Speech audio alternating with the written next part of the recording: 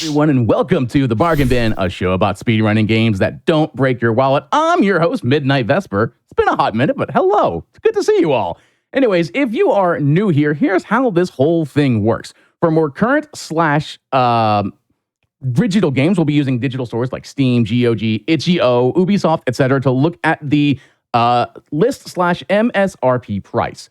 For more retro games, we'll be using a wide assortment of price charting websites looking at what's known as the loose price of the game. We do not count any sales or discounts as they vary from time of purchase. We have a very, very fun run coming up here in a little bit, but do not forget, we have GDQ's next all-women and femme speedrunning event, Flame Fatales. That's going to be returning August 18th through the 25th.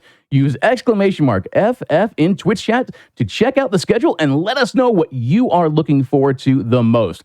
Speaking of events as well, GDQ is going to PAX West from August 30th to September 2nd. Schedule is, in fact, at now. You can use !PAX in Twitch chat for more information and let us know again what you're excited to see. So we got that as coming up. Also, Games on Quick Express is coming to TwitchCon once again from September 20th to the 22nd. Use !GDQX in Twitch chat for more information. And again, let us know what you're hoping to see. You know what I'm hoping to see? This run that's coming up here, which is Final Fantasy III. I've showcased a lot of Final Fantasies here on the Bargain Bin, surprisingly, but this one is going to be a super fun run, and we got a race as well. So, Nash, Karma, Cap, take it away.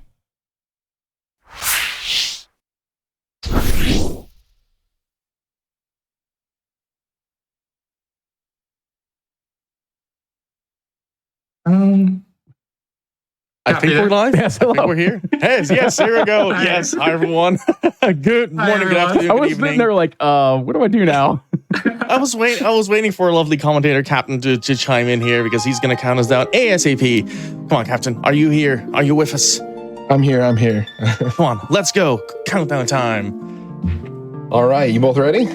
Yeah. Yes, we're ready. All right. In 3, 2, 1, go. All right. I'll just start. Hi everyone, I'm Nash. I play Final Fantasy games for fun, and then I try to speedrun them as best as I can, and then hopefully get to the end. That's mainly my shtick. I just love RPGs, so I'm here to showcase off FF3 and it's all of its glory. We have a cutscene here, so we have plenty of time to do introductions. I'm racing Karma. We're doing a practice race now. We're like 2 weeks from now as well. So it's gonna be glorious. I sincerely hope we can both show off like FF3 in its best capability for everyone here. And we have Captain here to give most of the commentary, who knows the game quite a bit, who knows most of the Pixel Remaster games quite a bit. And I use most of his stuff to help me out to get better at these games as well. So yeah, that's basically me. Hi, I'm Karma. I'm currently racing this today. I'm also a big fan of Final Fantasy. Final Fantasy X was my very first speed game. Well, also speed game, but also very first RPG in general. So I'm a big fan of the franchise. Played almost all the series. Still got a few to go work through. And yeah, hopefully we can show a really good run. We've got a lot of really cool strats that we have planned, and we have a lot of RNG. So at every given time, the race can go any direction, and especially at the end, there's a lot of RNG to go through. And hi, I'm Capt. Like Nash said, I run a lot of these Final Fantasy games, and I'll be your commentator for today. We are starting out here with our 4 new Warriors of Light as they are dropped into a cave. This is a Pixel Remaster, so we get all 4 from the beginning. Where in the original version, you actually start off with 1 character, and you have to find the other 3 along the way. So here we are after an earthquake opened up the Altair Cave. We are dropped in, and kind of starts our warrior's adventure. So a big piece of this is just getting that first level, and we'll see throughout the majority of the beginning part 2. We are going to pick and choose the fights we want to take. Early on here, we just take that one fight and race our way to the first boss. I got 2 big group encounters right from the get-go. Always a lovely thing to see immediately. Yeah. Yeah, all my encounters, every single one of the enemies hit me before I ran away. Half of my group is on half HP. It'll be fine, right? It'll be fine. Never lost a run to land turret before. I might actually lose one of them. Crit. That's going to be interesting. I mean, actually losing one is actually optimal because then you don't have to bother getting rid of them later. Ooh. Yeah, RNG is a massive contributor to this game. That is land triple down for me. Good start. Everything can go anywhere, so if you see Karma be like 5 minutes ahead of me, I'm sure I can turn it around. Like, that's the plan. That's just how FF3 works. You're constantly managing a ton of different variables between different levels, between different characters that are alive at that point in time. Constantly just working around what you want to do and what FF3 gives you. That's what the route is mainly built towards, and it's honestly, even though you're following the route to a T, you're always constantly like kept on your toes, and you have to adjust accordingly. As with most like pixel remasters that I've played so far, it's all about like a give and take. It's pretty cool. Yeah, there's a lot of RNG that you can definitely work around, and just knowing how to work around it is how what separates the top runners for sure. And then at the very end of the run, there's a lot of RNG that just, it's really what the game wants to give you on that particular day. You could get through really fast, or you could be sitting there for 10 minutes fighting the same boss. Yeah, been there, done that this week. I feel like that's with a lot of like the retro Final Fantasies, especially in the speedrun, is that anything can happen pretty much any time. Yeah, and it's a bit of a give and take with them. Yeah, some of them are fully RNG, and some of them have a step route, and they're completely like broken. Yeah, it's one of the unique things about the Pixel Remasters is none of them have a step route. The way it works is the game dictates how many steps until your next encounter, and then it only decides the encounter that's going to be when it happens. And once that encounter is done, it creates a whole new number, 2 steps till next encounter. So no step route at all for any of the Pixel Remasters as of yet. Yeah, thankfully we don't have a step route because in Final Fantasy 3 you actually move quite fast. So if you have a step counter, it is very easy to get off the step counter because it's very easy to just make one misinput and all of a sudden your entire RNG would be thrown off if we had a step counter. As I've done multiple times already. Yeah, it's I'm used to FF5 having a proper step count, and then going into this game from there just really tripped me up because of the like amazing speed boost that you get on it. So I'm happy that it's not there. One thing that more like experienced runners are getting used to is like you're getting some sort of sense of awareness of like when you can expect the next encounter. It's not a like direct math, but you get a gut feeling for it. And it's something that more of the high level and top level runners, like they're getting a sense of this is where I should get an encounter. So you quick save a little bit later in order for extra safety if you need it. It's very interesting for the Pixel Remaster that they work that way. All right. Yeah, the quick saving will come into play a lot, especially near the end of the run, because right now we're still early in the game, pretty low level. Also, the enemies are pretty low level. That's fine. So the counters are not that dangerous. But as we get towards the end of the games, a single ambush or even not an ambush will just instantly end that save, and you just got to load a quick save, and that's just how it is. Right. So knowing when to save makes things a lot better. Pushes at the enemies to kill them. Yes. Yeah, so what's really nice about this, the Genie Cave here, is that it's all basically undead. So we buy a bunch of potions, toss them at the enemies until our monks can hit so hard and so fast that they can just one-punch everything in this cave. Never punished. I didn't put my monks on the back row, and I got a preempt for it. I got punished. I forgot to change my monks, and that was I got back. Quick save here. Well, there we go. I expected that. That's why you're like. I'm gonna try to flee this. No, we're loading the quick save Something again. that's also nice here is that the auto saves can be a little bit of a blessing too. Every time you change rooms, you also get a save. It happens no matter what. Yeah, it's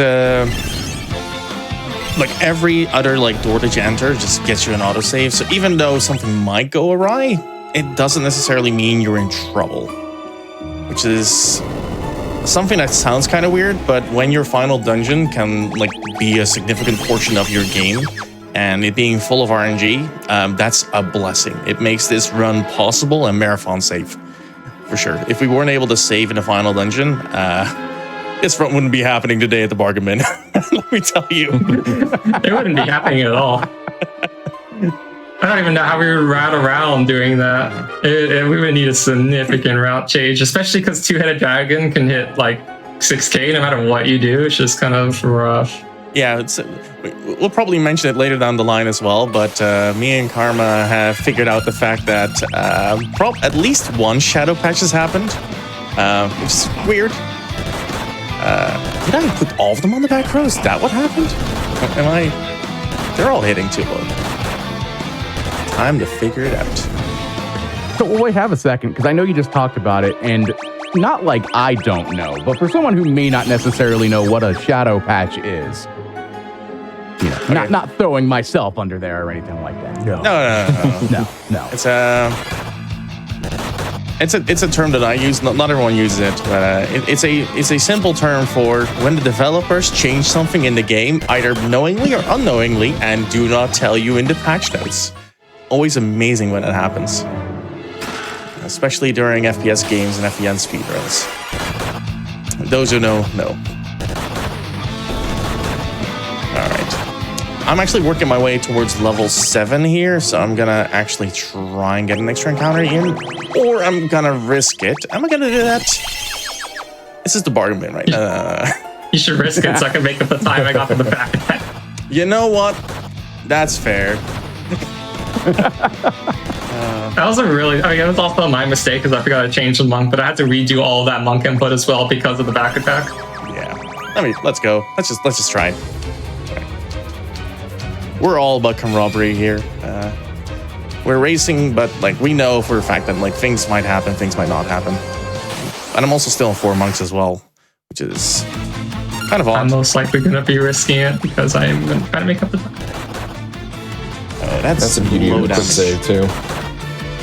Yeah, quick saves are your best friend. They don't take long and can save you a lot of time. Okay, I'm getting very lucky on the Jin. So the Jin can either hit or cast fire. Hitting definitely puts down a monk. Fire does a little bit less damage. I can't believe it. Right. Level 6 done. Captain, question. I definitely noticed, but I'm asking you as a test. If I cast, like, do I get 1 spell slot for Mimi on level 7? Oh geez, I don't know that one. I've never tried. I've also never like finished this fight on level 6 either. So, considering actually, that's a good question. Do freelancers get? I guess they do get a spell. So actually, I don't think you get the spell until you reach recharge. Rested it in anyways. No, you have to rest it in. Yeah, because we don't get the. I think the answer is yeah, we don't. Yeah, I think we have to be level 8 for it. Just one of those things where. Yeah, I'm also going to Gen at level 6. It looks to be fine. I'm not going to have to use my entire screw. I'm not going to use my entire win. Yeah, nice. Yeah, you did good. Very nice. Jin's being nice today. You didn't see it, but you can lose minutes here. I've definitely lost minutes before here. Yeah. And by lost minutes, I mean reset the run. All right, so a few key things happened here. We saved the princess, destroyed the Jinn, so the curse will now be able to be broken, and we get the canoe from the king. Yeah. We nicked the airship from an invisible person like a bit ago, and that person was Sid. I'm gonna give it back to Captain. I need to do menu. Well, it's such a great game. It's this early on, like it's less than 5 minutes in the game, and you just get your airship right away. Mm-hmm. And then you lose it, and you get it again, and you lose it, and then you get it again. FF3 There's no way we lose this definitely airship, right? We got to keep it for the rest of the game. Yeah. Whenever I run FF3, I always reference like the simple like art class 101, which is basically kill your darlings, which means that for every artwork that you make, your next one will be better. So even though you might love the one you're currently working at, like by the time you're a year down the line, and if you're consistently going at it, you'll look back at it and go like, well, I'm a lot better now and I'm thankful for it. And this is basically the same way with airships. Yep. So now we can see Sid. All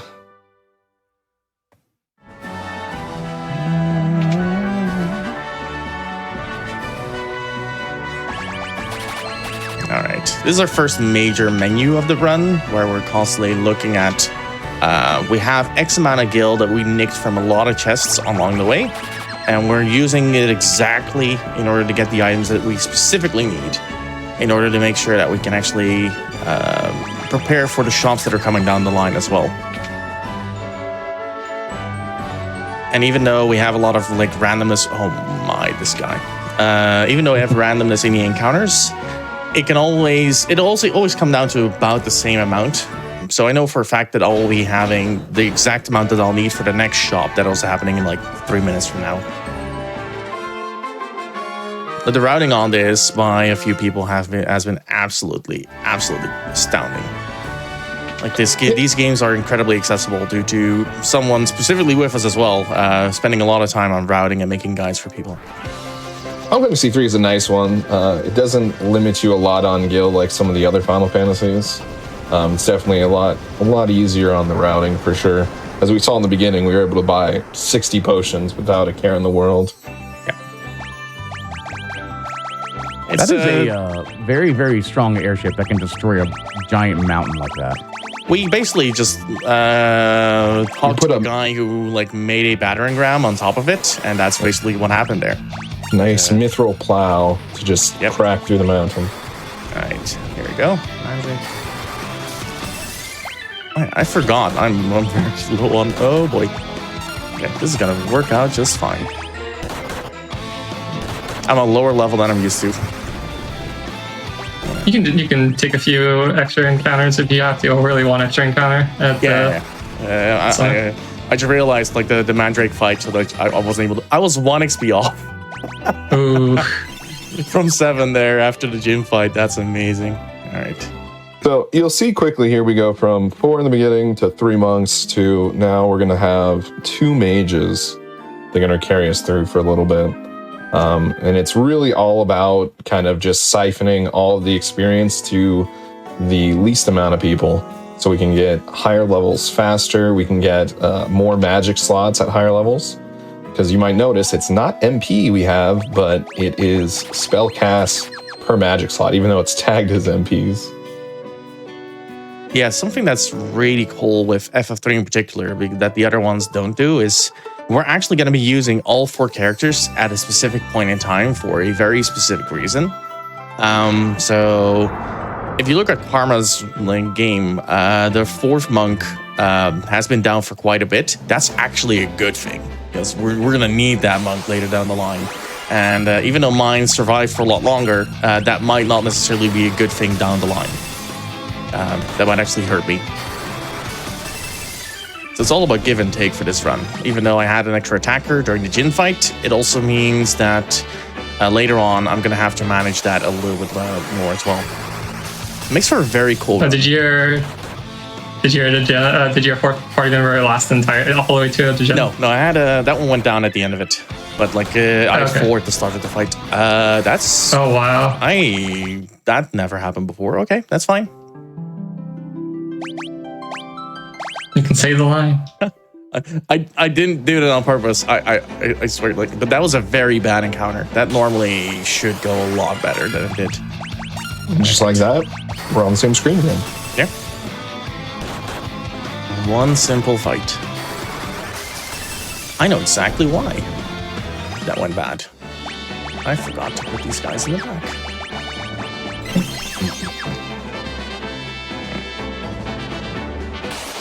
And why are these hitting so much? That's why they're hitting so much. Hey, did you I had them on the front. Queen back row? Ah, there we go. That's my first status effect of the run. I've definitely done that before.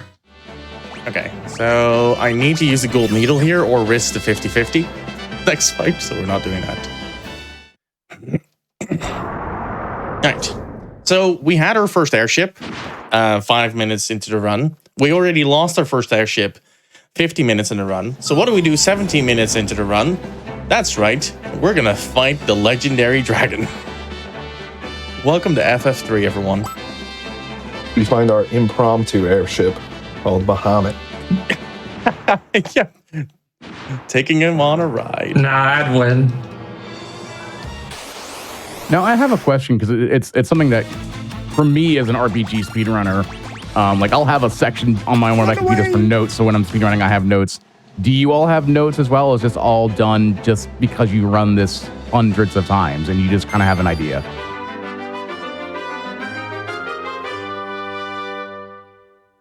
I personally have notes in the background just to remind me of things. I don't look at it too often, but just in case, like I forget something or I'm out of kind of place, it's always like constantly scrolling the notes just so that I know where I am, and if I just to make sure I don't like miss any big items, just in case, like especially like in the shop sections, missing an item could cost you minutes or even just straight up kill the run. So it's good to have the notes in the background just in case, even if you know the run really well, just so that nothing goes wrong. Even though I really haven't looked at them.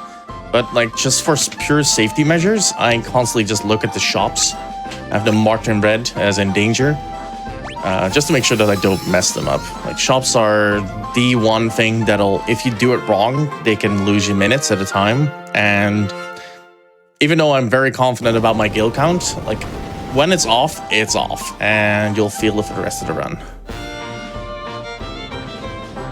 All right, my favorite soundtrack of this game by far. It's so silly.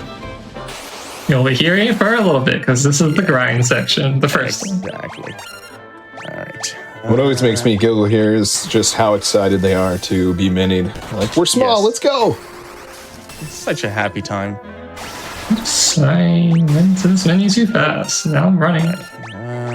I'm gonna just. So here's our our first kind of grinding section. We kind of did it on the way for the monks, but this is the first area where we're gonna stick around and grab a few levels, just so we have enough spell slots when we do heal up. Yeah, one thing of note that I always like want to mention is this soundtrack actually changes the combat music if you're mini. So if your entire party is mini, your battle tune also sounds just a little bit different. I just love those details in video games. Like some of the RPGs Yeah, have them. I love the mini soundtrack. It's so like I don't even know how to describe it. It's just like peaceful almost for a battle music. It's so jolly. It removes the more of the brass instruments from it that make it a little bit more tense into something just a little bit more jolly. So this is one of those points where you want a quick save because an ambush will lose you time. Or just a bad few thunder attacks as well. Alright, level up. Yes.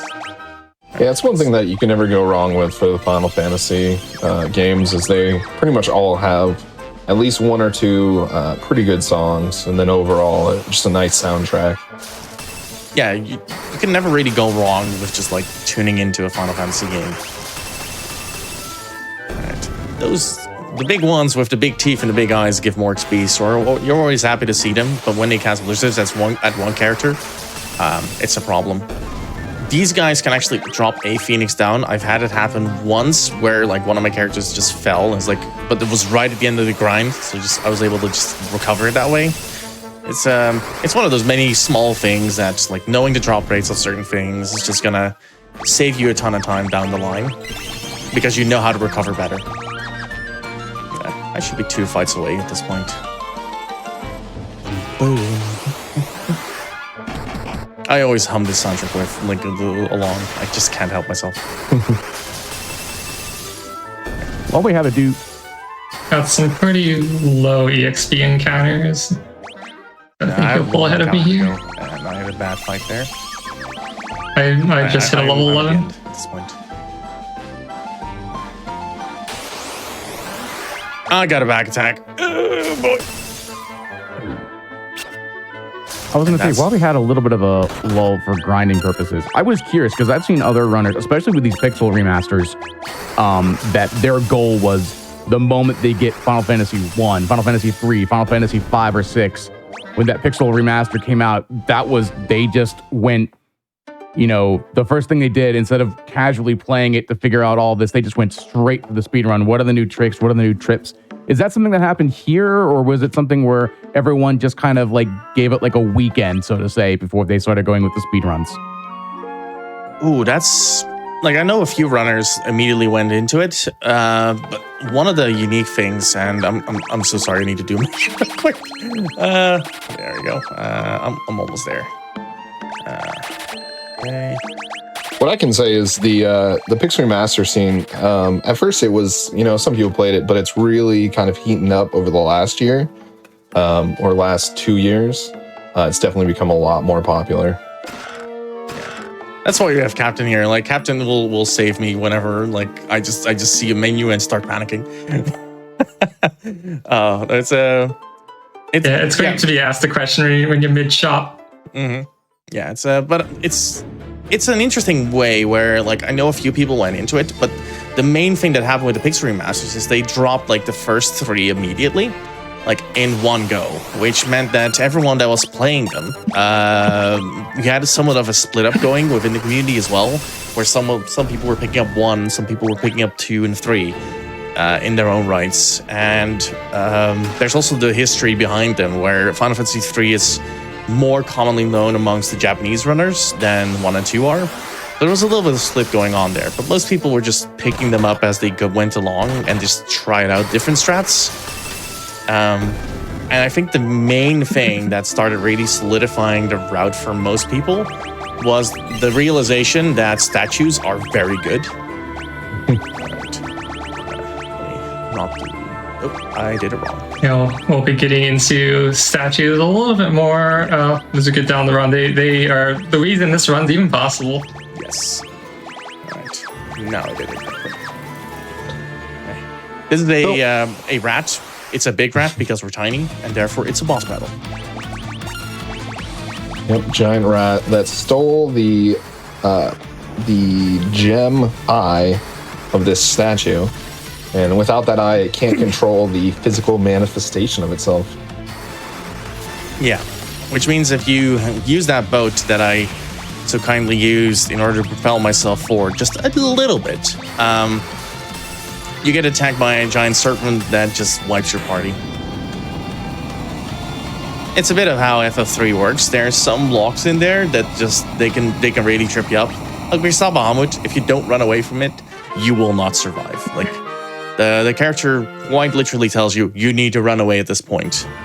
And if you don't, it'll hurt. Alright, that was okay. I had a decent rat fight, which is nice. It's one of those interesting ones where usually games have you fail forward in that aspect where, it'll knock you out or something like that. But here in Final Fantasy 3, if you don't follow instructions, it will just end your game. Yeah. We don't like following. I'm sure that the Bahamut fight is also coded such that even if you're just somehow through nefarious methods gain the ability to withstand his attacks, you just can't kill him. I think he recovers like their HP at the end of each turn as well. Like there's some weird mechanics in place in order to make sure that you will not be able to beat it. So don't try fighting goblins for like 20 hours straight, please. Don't do that. Just accept that FF3 is its own unique thing, and it's amazing in its own right. And just enjoy the wonderful soundtrack. I honestly, like, that's one of the main things for me for playing FF games, and a lot is like the soundtrack is so good. So I'm hearing fighting goblins for like 18 and a half hours is okay. I'm not gonna stop you. Right. I'll watch and I'll cheer you on every second of the way because I always appreciate determination. Well, that actually leads into an interesting fact. So the Onion Knight that you start out as is probably one of the weakest early game characters that you can play. But once you get up into the late 90s, it actually progresses with its stats all the way up to max stats by the time you reach level 99. So there are people who do grind the goblin for quite a long while just to get the maxed out Onion Knight really early in the game. I went along a little bit out of the way there in order to actually get this like encounter on the water. Simple reason, I've died on this patch of grass more often than I'd like to admit. It's one of those few adjustments where like you can manage it, but like as a preference as a runner, I just do things a little bit like my way specifically in order to get some comfort in it as well. And the run and the route allows for it as well, which is very nice.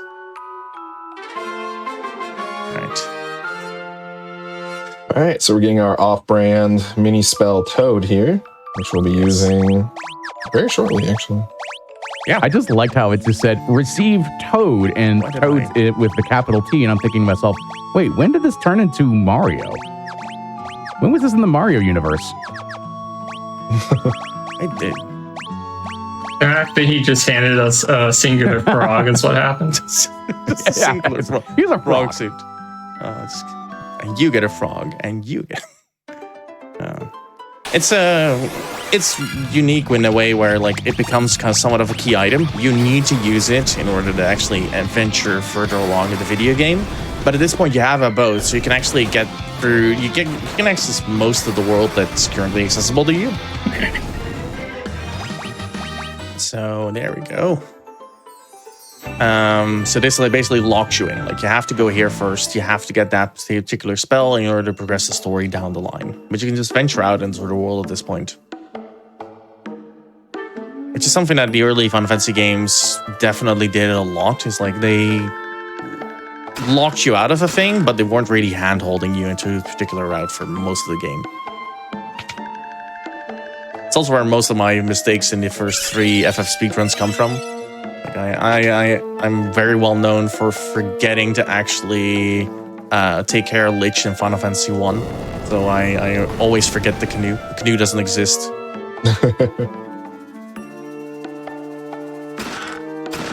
There we go. We're robbing another castle. The king's not here, so don't worry about it. It's fine. Well, he's in another castle. Exactly. So Toad told you. All of it makes sense. Down the line, everything makes sense. It all works out. I want to know how they made invisible walkways. Ooh. So every map basically has 3 layers to it. That's the shortest answer I can give you. And a tile that you plan on top of it just doesn't exist. And the 3rd layer activates as soon as you get on top of it. I meant like in canon, like in the game. You're asking someone, you're asking a game developer about this. Like, sorry. I'm thinking about it in the sense of like in the aspect of things. So, like, if this was in real, like, how did you create an invisible walkway? I think the easiest answer is magic. I mean, there's magic in this world. There's magic.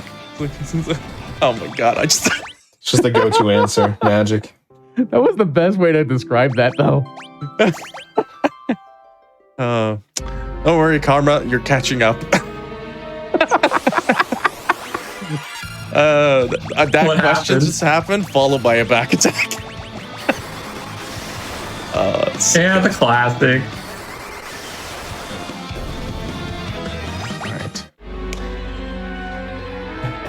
All right, here is where it is. We are going to go and become a white mage so we can cast the toad spell on ourselves. And now we're a bunch of toads. So now that we're toads, it says in the dialogue, we can actually go into this place and now we can untoad ourselves. And that's job done. My favorite White, part of the literally game. all we needed to do. We were a toad and we're looking for the king.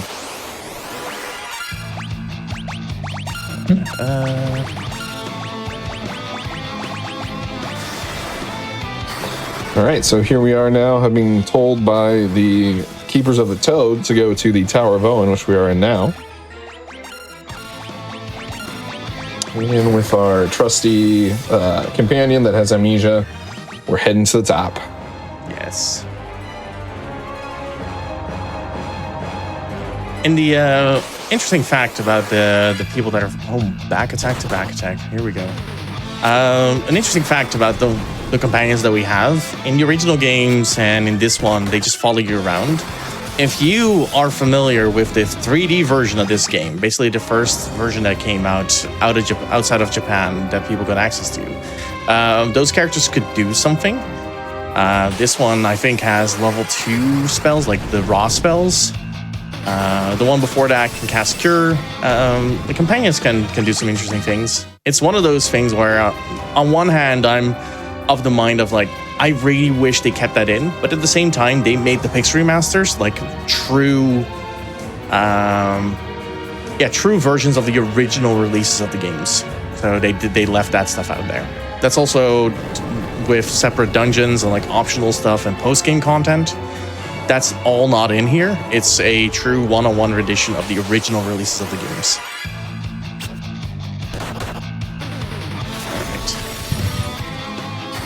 Yeah, the 3D version is almost an entirely different game in terms of how the actual game mechanics work. It is quite different.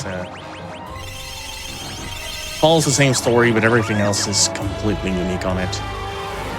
Even the story is, I mean, it follows the general story, but like the characters themselves are, what we have here is mostly characters that are the 4 warriors of light. You assign whatever personality you want to them, mostly, as most RPGs back in the day did. The Final Fantasy 3D version had like defined characters for them. They had like defined portraits, defined pretty much everything for them. Yeah, they had like unique interactions with specific NPCs as well. The first companion that we have was a princess, and one of those characters was like a dear friend of that princess in the 3D version. It just goes to show that like unique interpretations get made of it, but these are definitely more of the old school variety. Hence us having spell levels instead of MP as well. Is that some of the reason why there's the Pixel remaster on Steam as well as like the 3D version of it? Basically, yeah. Yeah. It's you can both count them as different video games, but following the same general route of it. But to be fair, this one can save in the final dungeon, so if you want to play your first Final Fantasy 3 experience, please pick this one. It's really good, and it'll save you a lot of heartache. Trust me on that. All right, so we made our way to Medusa. Good luck. Yes. So Medusa's at the top of the tower wanting to bring the tower down. And spoiler alert, it is what this engine at the top is what's keeping this whole continent loading in this world above. Yeah, so we're trying our best not to see the continent fall down. So this is where our first grinding session comes to a T here. So we do have a limited amount of spells, and Medusa does have some really hard-hitting spells. So we're hoping to see, single target attacks, missed stairs, the occasional snare that we can just use a gold needle on is okay sometimes too. Yeah. I should be safe here by just casting spells, but in the difference of like not wanting to lose an extra minute, there we go. Yeah, I thought I was one away, but if you get both of the characters petrified, you will game over right there. Right. As Captain was saying, we have our companion here who realized he's an ancient, and his entire purpose and destiny was to prevent this tower from failing. So he just jumped into the quite literal melting lava tower trying to save it. And my second character ran out of spells. That was almost scary. Yep. That can happen if you have to menu a lot more.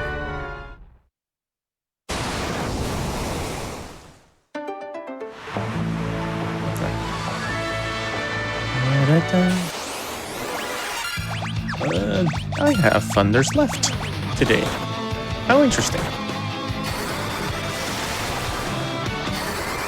Right, so we unblocked the maelstrom that's blocking the northern channel here, so we can head off into more of the world. correct? Yes. This is the 2 and then 3, 2, 1 shop. Some shops make very little sense, and some of them are just very easy to remember due to how you manage them. All right. So this is one of those particular shops where you have to do things in a very particular order in order for everything else to make sense, which means that we're going to toad ourselves right now. And then this is one of those shops where we need to actually get rid of a ton of our stuff in our inventory.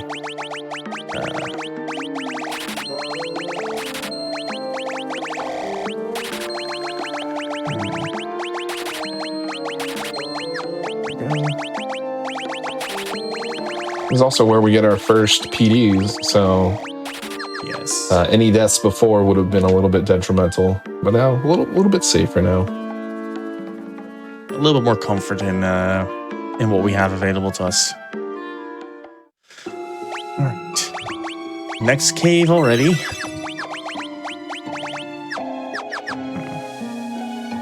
It's because of like how we menu this, like you get some interesting facts happening to you as a character where we go to a white mage, we unequip everything, and then by the time we're into this cave, we have to go back to a black mage, and the remaining items that we have in our inventory at that point sets us up perfectly, so we do not have to change our inventory at all anymore at that point. It's all about the little things that start adding up in a game like this. I personally really love the fact that we're decluttering our inventory, but like having that added bonus to it is just so nice. The one thing you'll also notice is we're switching only between the white mage and black mages is because it preserves the amount of spells per spell slot. If they were to switch to any non-magical class, they lose all those spells here. So kind of cornered into using the black mage and white mage at the moment. Funny that you say that. Because I'm about to change classes to another one that isn't one of those two. After this encounter, one tile away from the boss. Would love to see it. Well, changing to a different class is fine, but changing back, that's where... Yeah. So this is where routes really started to see a deviation for routing changes. You'd have some people who would take the black mages and kind of YOLO it a little bit, because you do have more, you could get the August spells. You do have more spells to use, but the red mage is able to use the armor that is able to protect a lot better and make this fight pretty consistent. Yeah, that crit turn 1 would have outright murdered the black mage right there, which is something we don't like to see at all.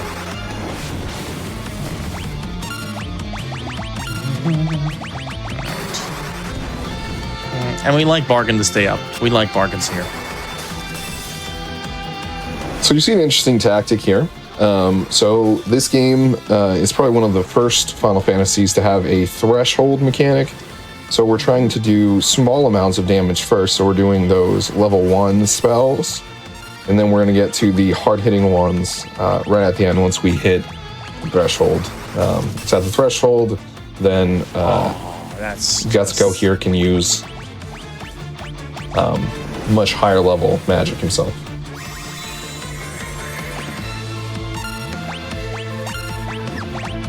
Yeah, turn into mini. That's not fun. It's fine, as long as they there we go. I also actually want to wait. Okay, that's fair. I tend to buy a few extra mallets just in case something goes awry like some point down the line. We also have access to the first red mage, or can also cast mini, so it's not too big a deal. Yeah, exactly. All right. I'll just un-mini it as soon as the fight's over. I've fought basically every encounter up until this point, and at this point I basically turn it around and I start fleeing from a lot of encounters. Alright, so we both have these Horns of Ice. This is our first kind of key item they're going to be using very late in the game. And pay no mind to that weird looking two-dimensional disc that's following us. Like Extreme Frisbee. That's what they're playing. I'm okay with that. Gotta have something to do whilst running away from bombs everywhere. That's a really good frisbee, though. It's got a really good like honing detection on it. Oh yeah. All right. Like a boomerang, because it's just like tracking it perfectly. Homing booming. This is the Got, like, point where my notes GPS say. chip attached to it or something. Yep, exactly. So we're going to take advantage of this inn here. Inns are notoriously much cheaper than items. Early game gives us HP, gives us spell slots back. Yeah. In my notes, it takes up an obnoxious amount of space where I say use the inn here or lose your run. It's one of those things where I start like adding those little tidbits into my notes, like knowing the fact, like remember that one time. Yeah, I've added a bunch of things and like bolded, and then once I figured it again, bolded and underlined. Yeah, you'll see some.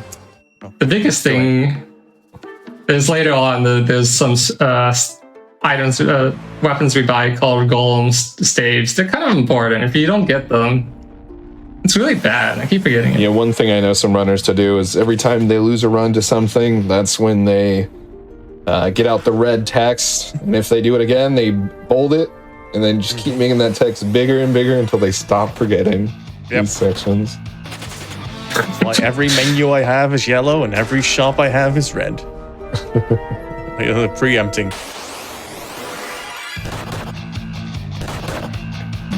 So we're here in the Molten Cave. It's actually a pretty lax place to be. Pretty relaxing. Some high potions and whatnot we can pick up here to use later on. It's probably actually one of the more tame areas in this early game. Yeah, it's one of those weird things where consistently across like multiple Final Fantasy games, the caves filled with deadly lava are like the most tame ones you usually venture through. Of all the speedruns that I do, like the lava caves are just like, it's okay. Oh, that's not okay though. Oh, come on. Oh, yeah, I just want to note that I think you did that to yourself. I think that was your own. Yeah. No, that wasn't you. That wasn't you. That was me. That's very fair. Gives a whole new sense of pause buffering. I do find it interesting that just walking in lava somehow doesn't hurt you in this game. Yeah. And this one, it doesn't.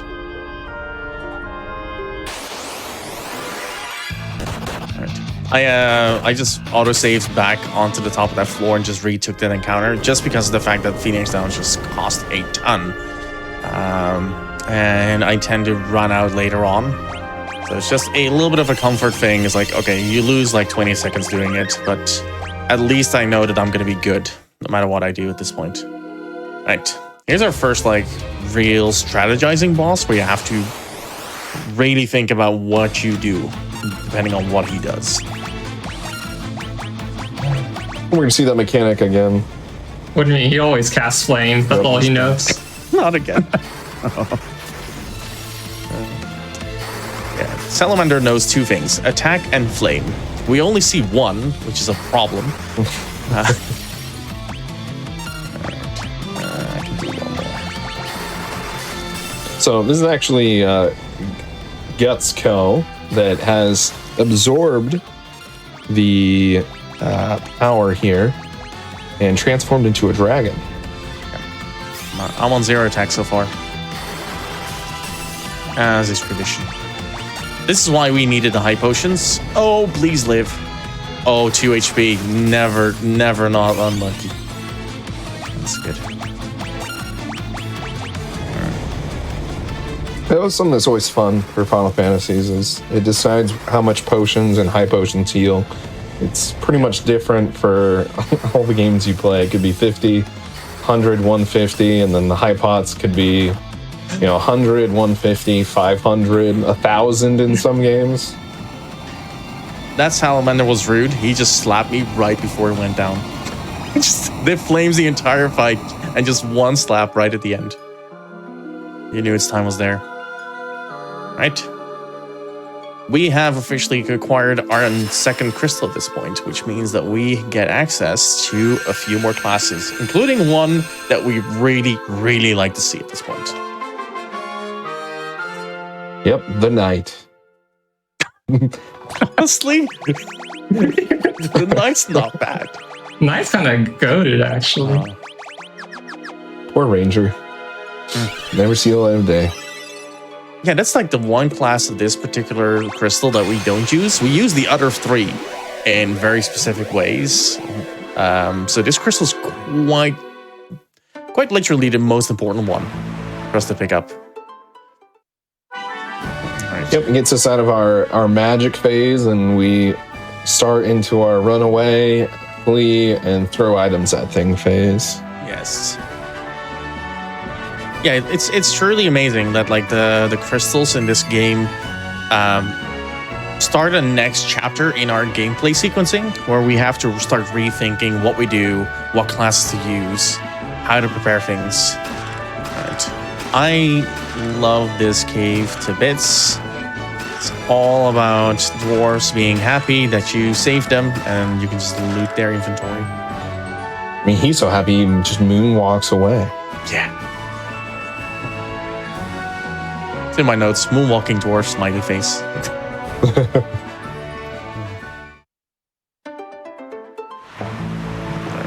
All right, so we got the Fang of Water here from this crystal.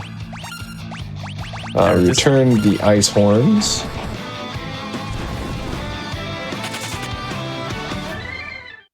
Best bins down. I repeat, best bins down again.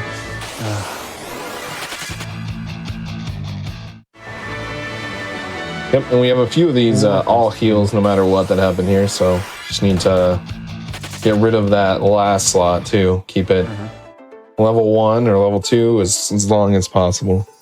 Yeah, unless you have him level 7 like I do. Oh, yeah. That's gonna hurt later down the line, but it'll be fine, right? Nah, it shouldn't be too bad. All right. So now we have gone to tackle the village in ruins, and we've been kidnapped. Yay. As one does, as a warrior of light. Definitely not an overpowered bunch who gets mauled by some guards randomly out of nowhere. Right. So there's different Final Fantasies. You can do different things. Some you have to flee, and it could take years for it to just flee away. Luckily here with FF9, FF1. But luckily here in Final Fantasy 3, we can just use Scrim. And once we get our turn, it's pretty much a guaranteed flee. Imagine this in FF1, Captain. Like our times will be like lower by like 15 minutes. Yeah, I think they call that so much better. Booster percent now, don't they? Oh yeah, that's one of my favorite category now. Just turn on power law. It's also the nice thing, if you're thinking about getting on a computer, they did do the patch to bring it up to the PlayStation version, where now we have all the boosters, so you can do no encounters, 4 times experience, 4 times gold. Imagine being one of the only people that has the limited edition of the Switch version around. Shoutouts to those few out there. I have to get by the game 3 times now. Oh, that's so good. All right. I think I missed it by only a couple of hours or something like that to be able to get any of those editions. It's a really good limited edition. Square does know what their fans want. Yeah. Sure. Oh yeah. Okay. This is our first real unique boss. I'm gonna let Captain talk about it in order to not die.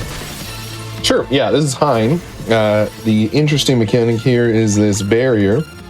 So we have 3 items we can throw. We have the Arctic Wind. We have, I want to say Bomb Core, but I'm pretty sure I'm wrong with that one. Bomb Fragment, but you're close. Bomb Fragment for this one. As well as the Zeus Wrath. So we can use any of the 3 basic elements here.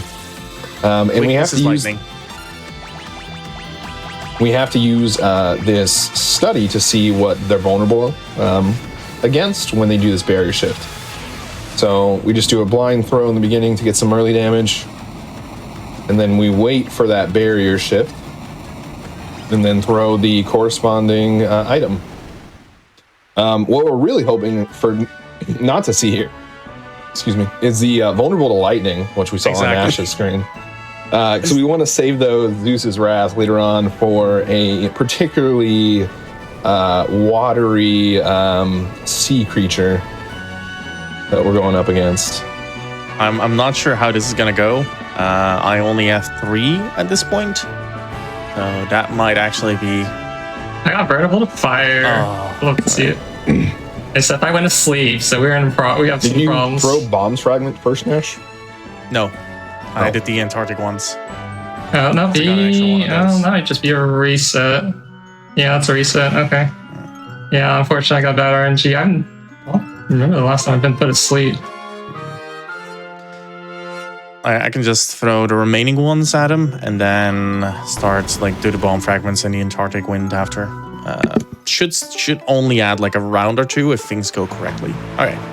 Hey, I actually read the red text. I always forget to go back to the castle. All right. So we have Castle Argus here. Remember the one that we looted that had no one there? Yeah, guess what? They're back. Haven't noticed like anything missing though, so we're still friends. And we got the Wheel of Time from them in order to do something amazing. Time travel. No? Like, honestly, somewhat close. All right. We haven't talked about the elephant in the room in a while, but I'm definitely gonna do. Oh, I made a mistake. Okay, definitely just run away. Everything's fine. Okay. I'm gonna do the menu now because I didn't get punished. I got lightning. Alright, it's fine. There we go. I used night the first time. Oh shoot. Are you good? Oh, yay. The knight. Yeah. Well, I'm dead again. It's fine. I can't have to reload. Hein always does to you. It's like either it goes really well or it goes poorly. It's one of those boss fights that is like a hard lock for most runners. Like this is one that you just practice as much as you can, but sometimes like it just doesn't want to play along. You use scholars here to double the output of your throwing items, but even then it's a massive range of how much damage you do. So sometimes it just doesn't work out. The problem is that I have to sit through this cutscene to reload my saves, so I'm losing a lot of time extra because I actually killed the boss. I'm losing like on the order of 3 minutes, I think.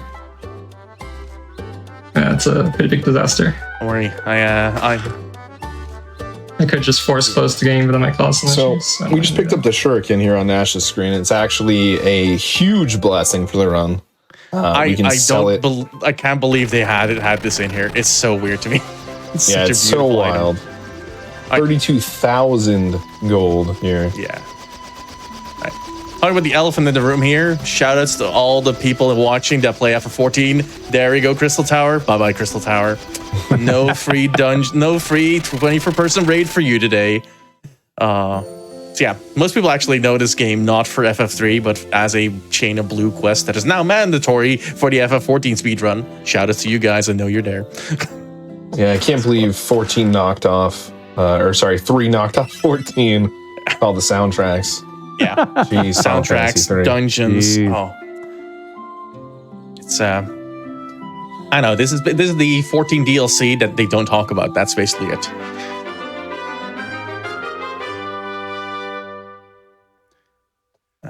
Here we go. All right, we're talking to Arya. Yep. Who is a water priestess. And what you need here is a potion. You can use a high potion, or if you still have those regular potions, you can use one of those as well. Yeah. I'm a cheapskate. I had regular potions that left. Just the Dutch part in me. I had to. I need those 500 HP pots. I timed this. I didn't kill Hein again. I'm losing a lot of time. You should be able to start at the last minute and then exit from in battle. I mean, I can. I can save this. Yeah, this is about as bad as it gets. I don't know why I used that. Oh, I used the wrong item. I killed her with a book. All right, sure, whatever. Yes. Still All right. worked. Like that's some straight on Vogue on poetry, just killing them with the book, you know? Throw the book at him. Quite literally. We're just done with Hein. Just booked him.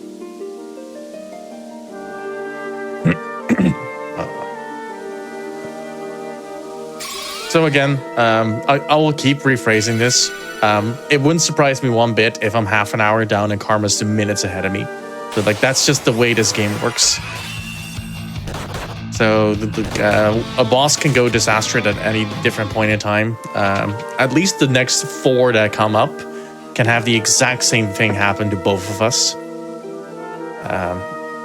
The main one that I fear is not the one that's coming up, but the one after that.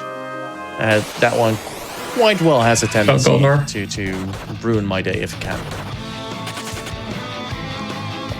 Yeah, it's definitely a rough one. There's always Garuda, everyone's favorite RNG check. Garuda is a minute and a half time loss every time you lose the check, but I just don't like Goldor. I just don't know why. Goldor just doesn't like me. Because he's the man chaining up your fancy new airship.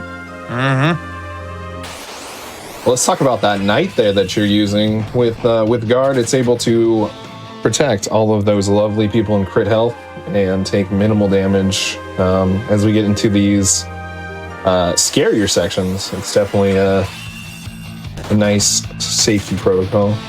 Yeah, the knight is a really powerful class where it can just protect everyone, and that means that I just have 2 characters in single-digit HP, and they're just both fine until we get Blizzard.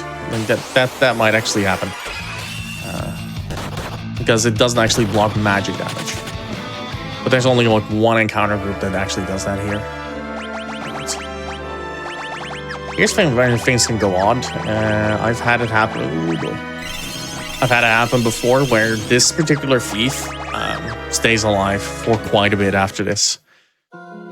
It shouldn't.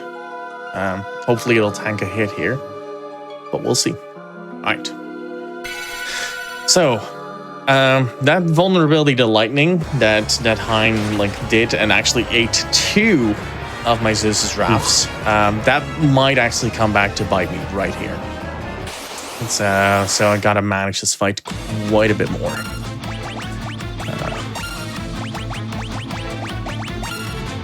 I'm just gonna attack you. How about that? Oh. Okay, never mind. Goodbye, thief. I'm getting high rolls here. That's...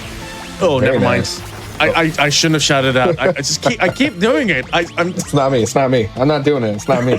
It's not you. Okay? Like, even when you're here, I'm still just cursing my own run at this point.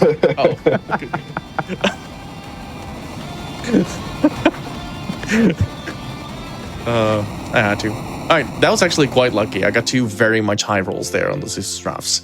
As you can see, I did 1,400 on 2 of them, but also did 600 on 1 of them. Like, that's how much of a variety they can make. And that's why you constantly try to manage like your inventory and your characters as best as possible, because you're constantly thinking about that like majority 50% like sway both ways. Yeah, there's actually another route that's used where you keep 1 black mage to be able to throw Thundara there as well. But those items can... It's definitely a lot of these speedruns have become more, just send it and hope. If not, it's just an hour reset is all. It's yeah, having the autosaves and quick saves available is such a massive boon when it comes to that. Right, another menu with lots of things happening. All right, so we're waking up in the town of Emmer. Or find out our ship has been chained up. Who would do that? Like, really?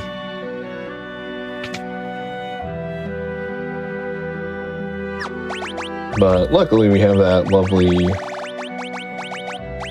Did we already sell the shuriken? I don't think we did, right? We did share the solo shuriken here. armor.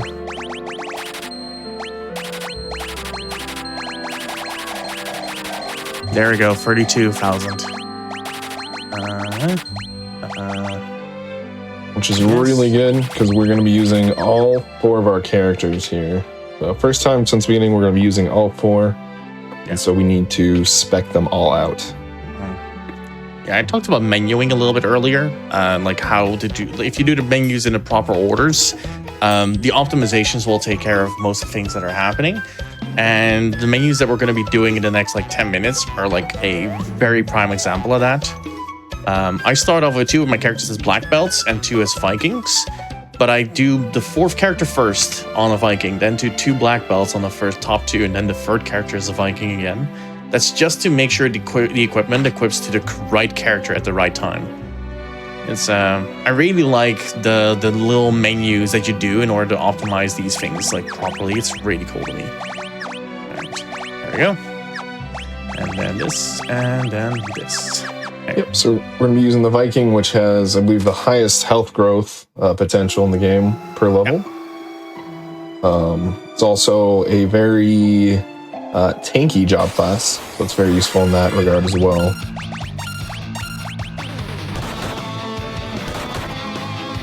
Right, we just saw those pink-haired individuals, and those are actually individuals that think themselves to be the Warriors of Light. It's actually somewhat of a nice who's who moment. Mm-hmm. He's like, we are the Warriors of Light, and then 8 goblins go ahead and they get frightened. But 1 kick will take care of them quite nicely. Gotta prove them who's the real batch. I do love those guys though. FF3 has a lot of like serious moments, but also comic relief in there. It's a nice balance. Really goes to show that these like first FF games were based a lot about D&D and D&D campaigns, which usually devolve into madness, even though the DM desperately wants like their campaign to be done seriously. Characters just do whatever they want anyway. Oh, that's what happens in D&D anyways, is your player characters start messing around anyways. Yeah, you have this very serious soundtrack, but at the end of the day, you always put up Monty Python soundtrack. Like, that's just how it works. Yeah. I'm still waiting to see the spin-off based off of that Hero of Light. Get a spin-off game based off of them, you know? Oh, yeah. It's gotta wait for the next 14 expansion for that to happen. Ah, that's what it is, yes. So we picked up a very important item here, Thorian Hammer, which is going to be great for the end game on maximizing our stack growth. I think we pick up 2 on the way, and I just sell one of them. Okay, yeah, but we sell that. It's a very important item. Important. But I love the fact, like, this is really key, and I'm like, shop.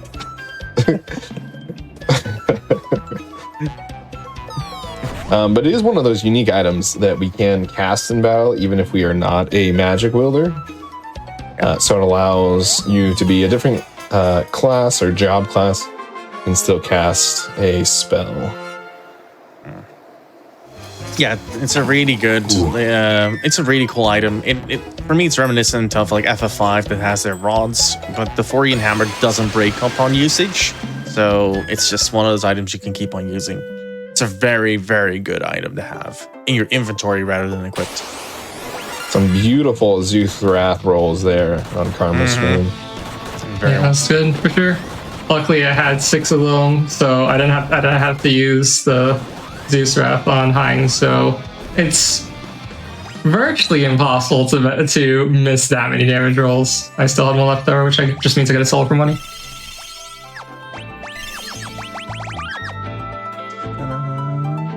Hope for the best here. Are you kidding? Oh, never mind. Oh, never mind. There he goes. Yeah. Well, I think this is a very rare encounter here. Yeah.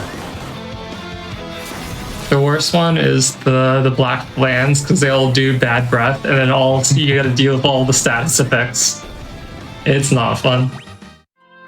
Well, that kind of hurt. But that's why we have extra items. And that's why you quick save a lot. And there's the levy grass shoes in effect, just to jump over that chasm. There we go. I know the quick save was a good like quality of life, just in general improvement for like even casual players, but it's amazing how in the speedrunning world, how we're actually utilizing those quick saves now.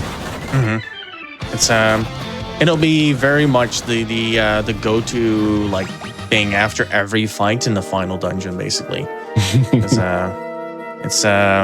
many of the fights are pretty decently to do, but I for one like have a obnoxious amount of detestability for one particular group, and that's the Shinobis.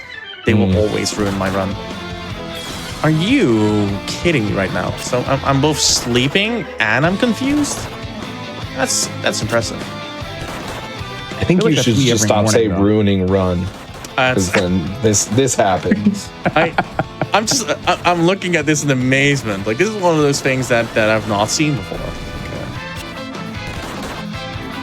There's always those moments. Yeah.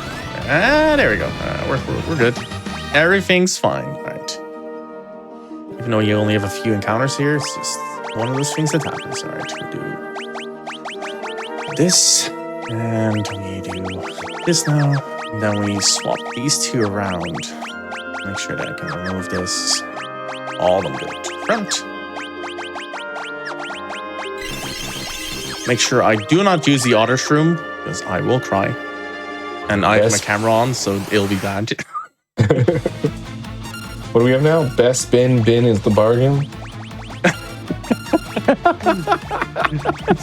Best bin is the bargain. Yep, exactly. This is why I like just having a sequence of like names that like make a sentence, because like every once in a while, you know, things are gonna go weird. This one. All right. This is the one fight that I trip up a lot on, because that happens. So even though in my head I did the math right, I actually pushed beyond the boundary that I should have been, which meant I got a high roll on one of the attacks, which means that this guy can cast Fandaga, which is very dangerous. Okay. It's also pretty unique. It's the only time we're going to be using boost, which we are powering up. If you use it too much, your character actually explodes. Yeah. So it's a short-term kind of boost here to get some quick damage in on Goldor. Yeah, you basically want to be as close to the threshold to prevent the Fandaga spells, that one. And then use as much time as you can to build up the boosts on as many characters as you possibly can in order to get the attacks off. Alright, okay. Name the name and the boss delivers. Every time. Alright. I'm just gonna push you, attack. I just will just go for it at this point. Expected.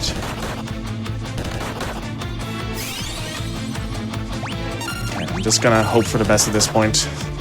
Used a lot of healing items. That's a misconfuse. That's nice to see. I think I played nice. Alright, that's not the fight you want to see, but overall decent. I'll take any one of those fights every time.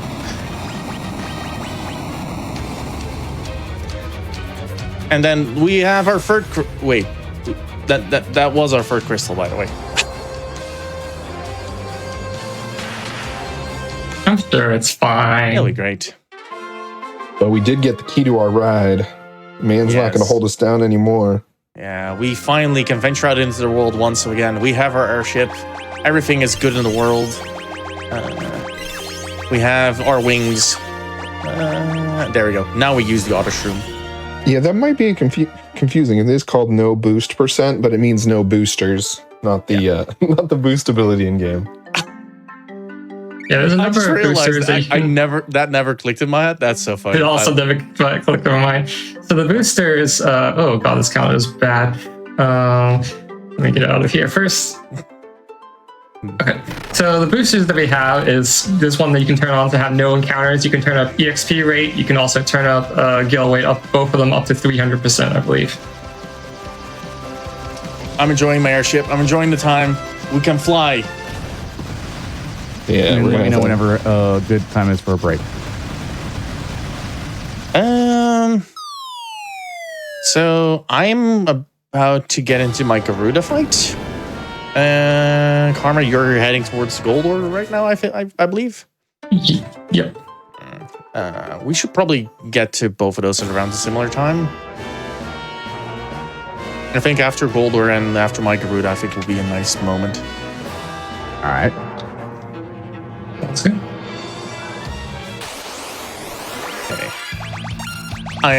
So that was our second airship, by the way. It got blown out of the sky.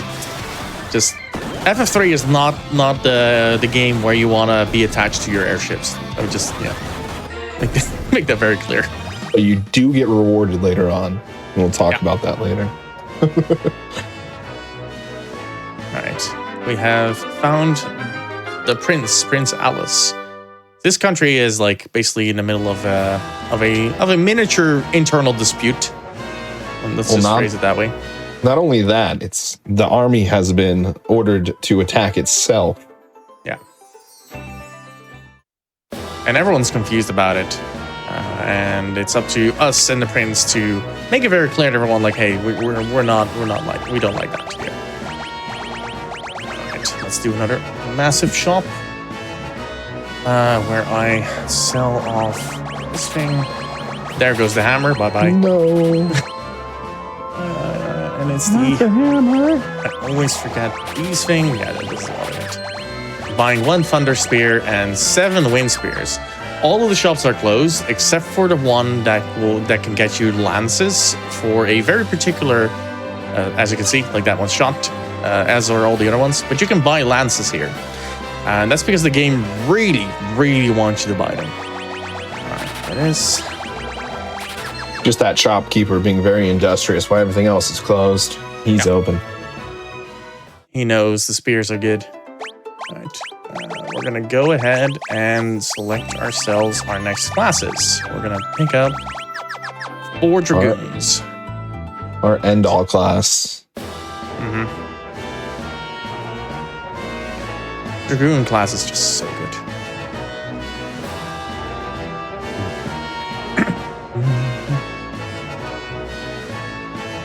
I think I forgot to change rows. Yep, I did.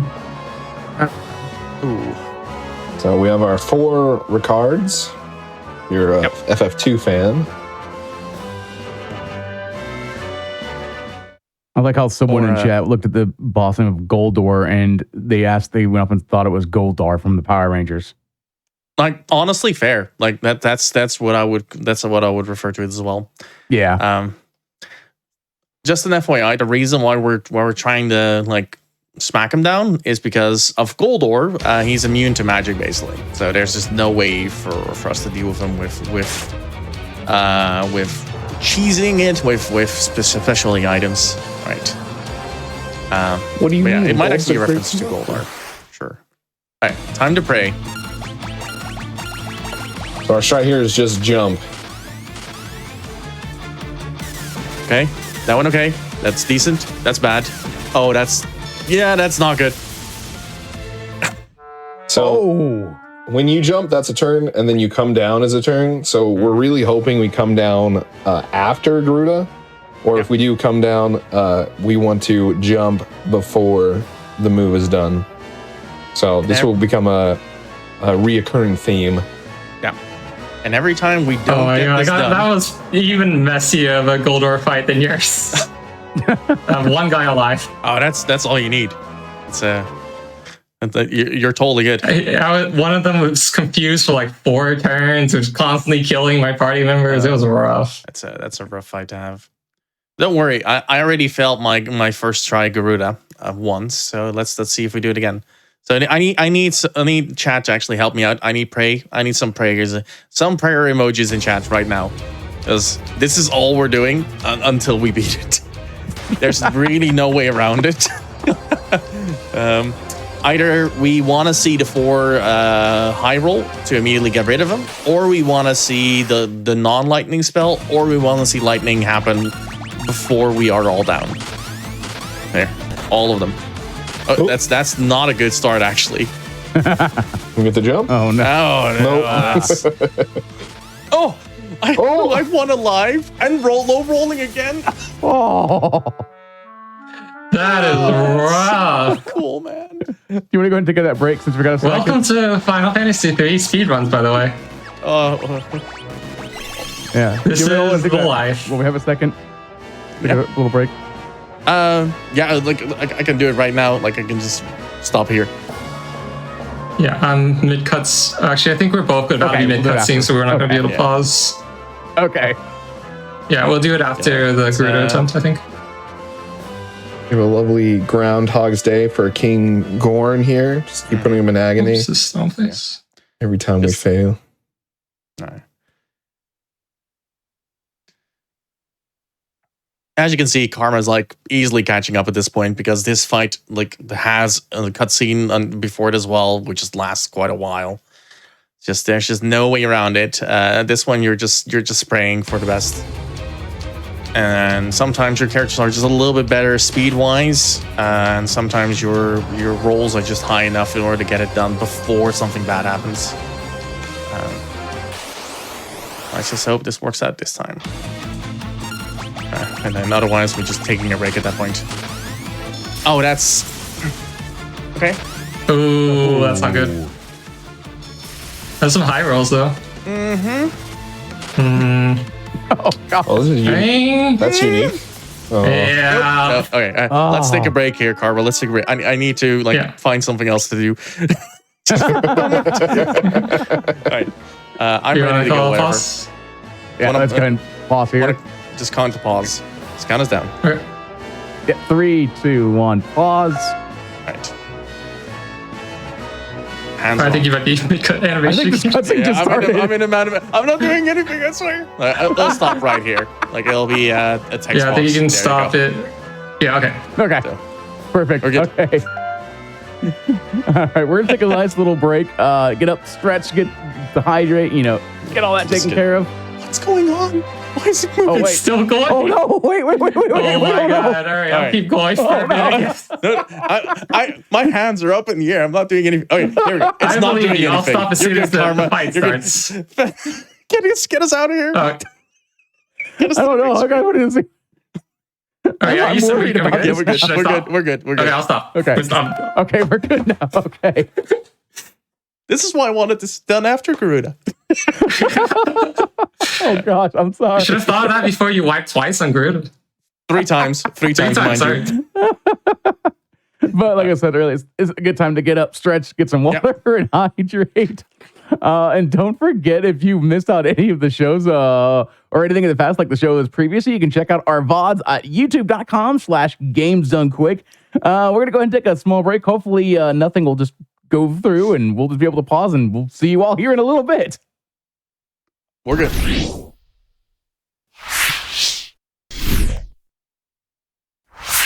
And welcome back to the bargain bin before we get back into this amazing Final Fantasy III race. Do not forget your subs, Prime Gaming subs, gift subs, and bits cheered on the GDQ Twitch channel. Do help support Games Done Quick Hotfix. If you enjoy watching speedruns, consider subscribing to the channel. Now let's go ahead and take things back to our beautiful runners. And hey, looks like nothing changed while we were gone, which is good. Would love to see it. Yes. Love to see. All right, whenever you all are ready, go ahead and give a 3, 2, 1. Captain, sign us in. All right. 3, 2, 1, go. Okay. Time to hope for the best again. If you don't hear audio Yes, mine, yeah, that's really. because it's nighttime. Just an FYI. All right. There we go. This prince is like constantly getting confronted with a horrifying scene, by the way, just over and over and over again until we get past this. Yeah, but I like how fast you guys become friends and then he just invites you to a sleepover. Oh yeah, It's pretty quick. guy's amazing. Come on, Garuda. Okay, that's good. That's decent. That's decent. Oh no, all 4 down. Oh, that's Oh! Wow. that was a crit. That crit. That was a crit. Oh, jeez. This is what. Can we just cut out like from 10 minutes ago to right now? Can I just like skip the last 10 minutes of this run? How? The break worked apparently. Yeah. Sometimes you just need to stand up, stretch, and hydrate in order to fix your RNG. All right. So we saved another castle. That means we get to loot another castle. Yay.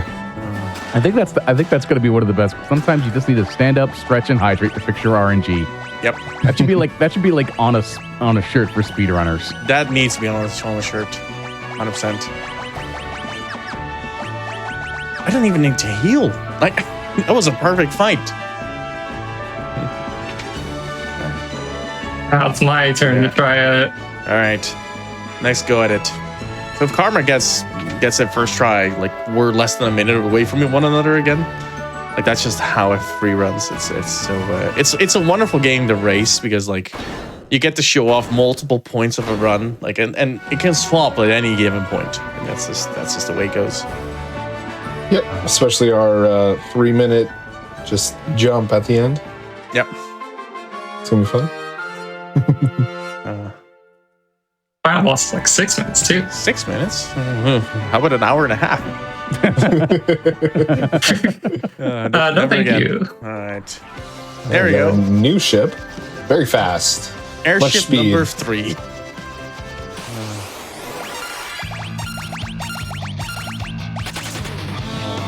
It's so good. Like we lost the second airship, and they were like, "Well, sorry about that. Here's a better one." And we're like, "Well, like, if that's the kind of trade-in we're getting, we're good. All right, good luck." We got here. Bin GDQ bargain the. All right. Ooh. Oh, that's great though. Didn't lightning? It didn't lightning. That kind of happened. And you got all 4? Wow. That is Nice. that was low rolls, but Nice. because of how it went, it was perfect. You love to see it. And suddenly we're caught up to one another. Amazing. It's amazing how much some low rolls the whole time. Which these guys like they're too far apart. Like call a break. Fix the run. I can appreciate it. Always love a good race. There we go. We're tiny once again. And I just messed up my quote, by the way, that I put in chat. And it works. I don't know if it's better or worse. Oh, goodness me. yeah, that's great. Yep. That's I love it. I'm just going to walk away from that one. Just, nope, I'm good now. Yeah. Yeah, that's just how Perfect. RNG works. Sometimes you need to walk up and get away from it. Oh. All right. Here we go. Nobody That was saw it. that. Yeah. Like I like both of them. Like genuinely, I like both of them. Whenever there's technical issues, just get up, stretch, and hydrate. When you come back, GDQ's perfectly fine again. That's just how good they are. And so we always applaud the tech team. Absolutely amazing crew. All right. So we got this That's lovely water That's like spell. the speedrunning version. That's like the speedrunning version of did you try turning it off and on again? Yep.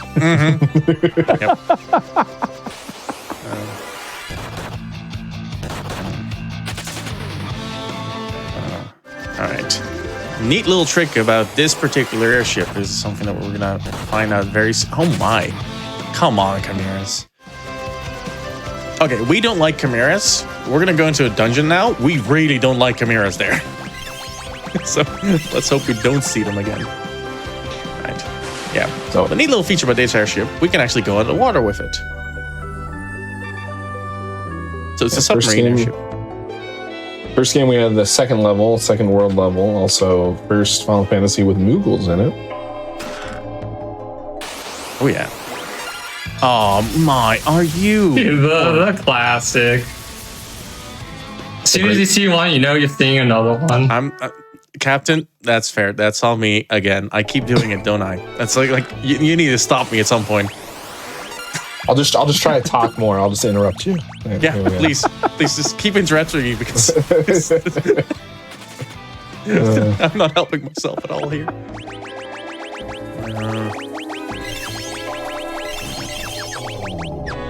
Okay.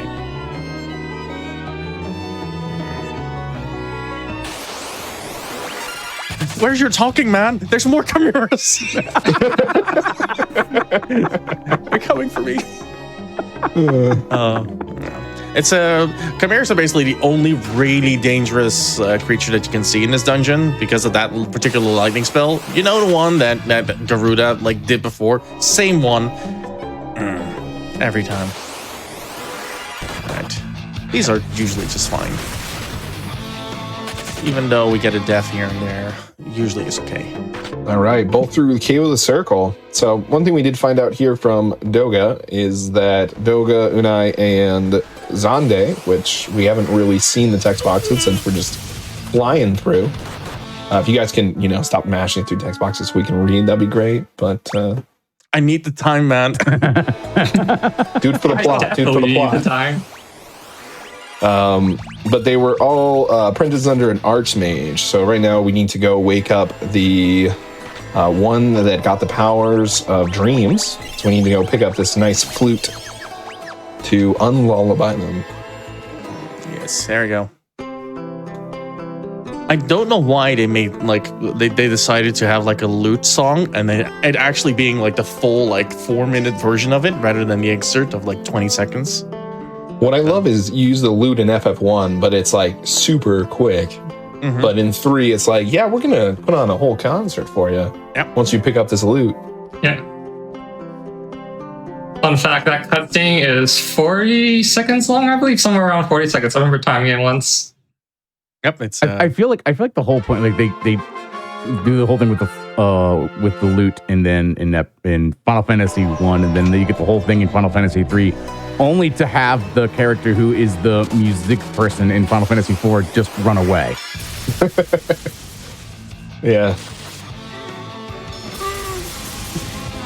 Even though technically he plays a liar and not, I like the lightnings. Getting into technicalities. Yeah. These are those Zeus's wrath you were missing earlier on. Yep. Are you for real? Oh boy. Please, yes. Okay, thank you. You keep. I see you. I see those chimeras on your screen. I see you running away from them. I don't know what you're talking about. Look, I slipped some money to them before this run. So a lovely item also here, the Otter Shroom. Yes. Which can just teleport us out. It's basically an exit spell. Okay. One thing to keep in mind: if you set your settings so that your item, your memory cursor will be active. If you go up to the item menu and you mash X right now on my controller, at least, you will select the Otter Shroom and get out of whatever dungeon you're in. That's something that I am fully aware of because you lose minutes at a time that way. I also buy an extra Otter Shroom just because it happens every once in a while. So be very wary of doing that and then clicking the Otter Shroom on accident. Here's your lighting for you. I'm sorry, I know I'm being crude about it, but I really don't want you to get the lightnings. I know. You do, however, still have potions in your inventory. What's going on with that? I just didn't need to use them. Back attack dragon. Doesn't matter, but. Alright. So we got another lute song, followed by another fancy song. Une is such a special character. Yeah, it's really unfortunate they don't use them much more in the other Final Fantasies. Yeah. Right. That piano interlude was so much better than the piano interlude in Final Fantasy V with all the piano flexing too. Mm-hmm. Yeah, this one's a lot more cheery. And just like that, we're in the same room. You guys just high-fived. Every time.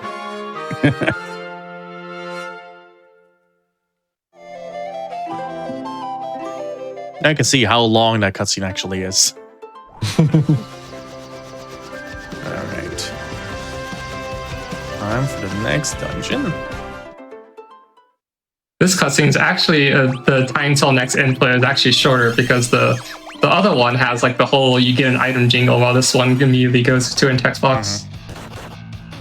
But you still have to do so. The time till you have to do something short of this cutscene is definitely longer because it's got a little bit of dancing to do. Yeah. Did they do the 8-bit soundtrack testing, this 8-bits master yet for FF3? I'm not aware if we actually did it. I did some runs with the NES soundtrack. It's really cool to be able to swap between it basically, but didn't really notice anything different from it. I know the JP runners do it, but I think that's just off. Well, at least some of them do it, but I think that's just off preference. I don't think there's a speed time for it. JP text definitely does make it faster, but it's not too significant. Yeah, and in 1 and 2, there's actually about a 1-minute difference due to the fanfare from picking up items. Because 8-bit doesn't have the slow decrescendo at the end. Yeah, it's quite significant. It might actually happen on the FF3 one as well. All right, we do a big shop here. We send this one.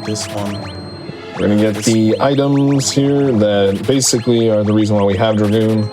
That allows us to take the end bosses with one character. The Blood Lances.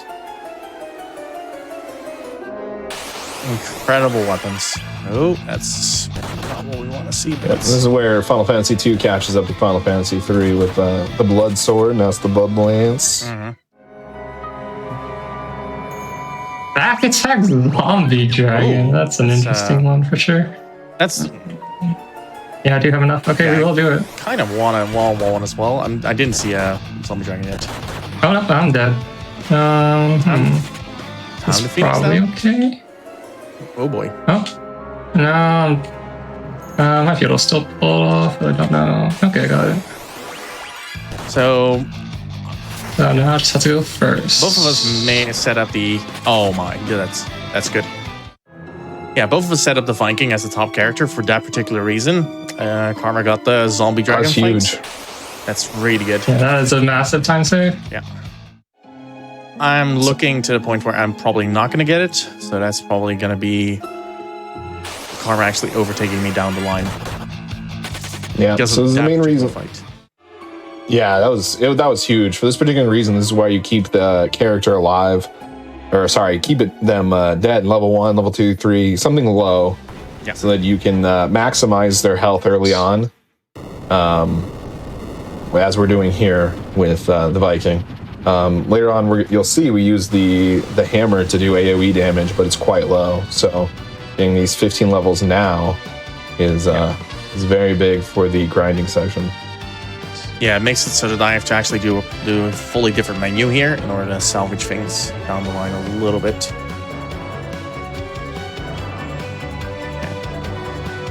So another item we're really happy we picked up is the reflective armor. The Viking pretty much, once it gets into crit health, only takes 1 damage from physical attacks. But with the reflective armor, it allows them to also take minimal damage from magic attacks as well. So making our Viking the quintessential all-around tank for the end game. Okay, grab a few extra of these. Don't probably need it. Okay. Oh, wait, that's not where I wanted to go. So now that we got our new airship, we have like shops on board, we have an inn, we have all these fancy things, and we're immediately not using it. Because we want to actually go to a different place. We want to go fast. Yes. That ship is quite a bit slower, and also can't go underwater, which is a big thing for what we're about to do here. Very unique, though. Very unique with the airships, where you got one that can go underwater, and the other one is able to hop mountains. We're going to use both those abilities, as we've seen so far for the submarine aspect. But it's a pretty cool, basically the best Sid, in my opinion, is FF3. Very That's not very nice. But what? I don't really know how to. You know what? We're just gonna see what happens.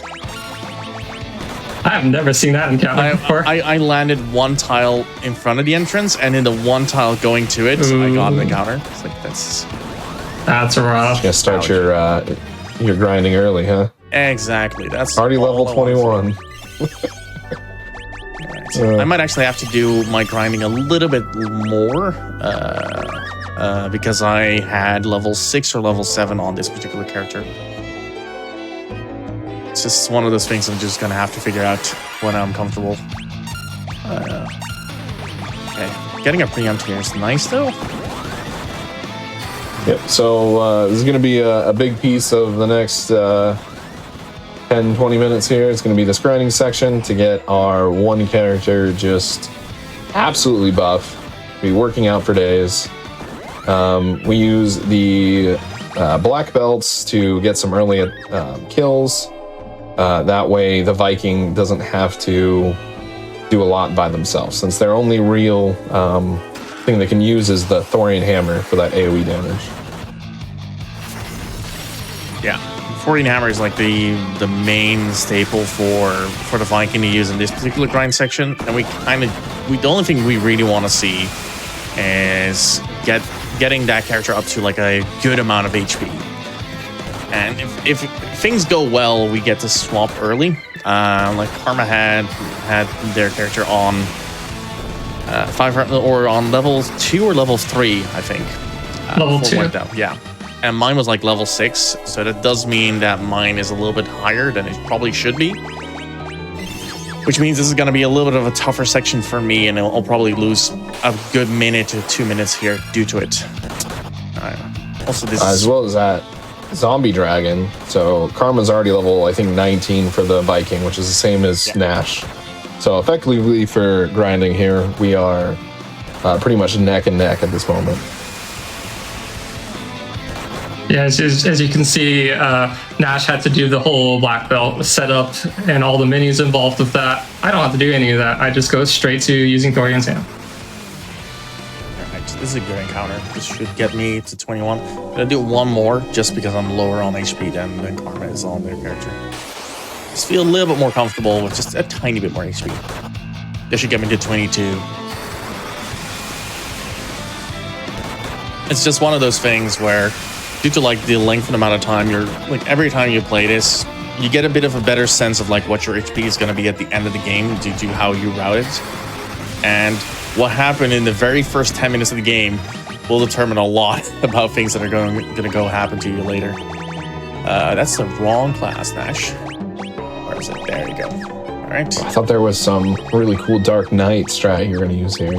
Oh, that would be amazing. I really like the Dark Knight. It's just a shame that it's not really usable for us right now. All right.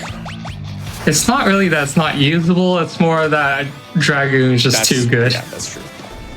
So as we see here, Dragoon with Bloodlance gets half the HP back from the damage. Gets to skip a few turns with the jump. It jumps on one turn, stays in the air, and comes down. So this is essentially the new strat here. It can be a little dangerous early levels, but I'm sure we won't see that at all, Nash. Not at all. Next one's on you, buddy. Just giving you an out here. If I get perfect RNG now, like you're sitting into my runs from now on, like it's just constantly trying to tear the run apart. Like first time Garuda every time now. It's all every good. time. So caveats here is if we roll low, we don't get as much HP back. Yeah. We might not kill the enemy as well, making it take longer. But from jumps, it's 2 action points. And to get a level up, we need 4. So pretty much with a jump for each turn, we get another job level. Yeah.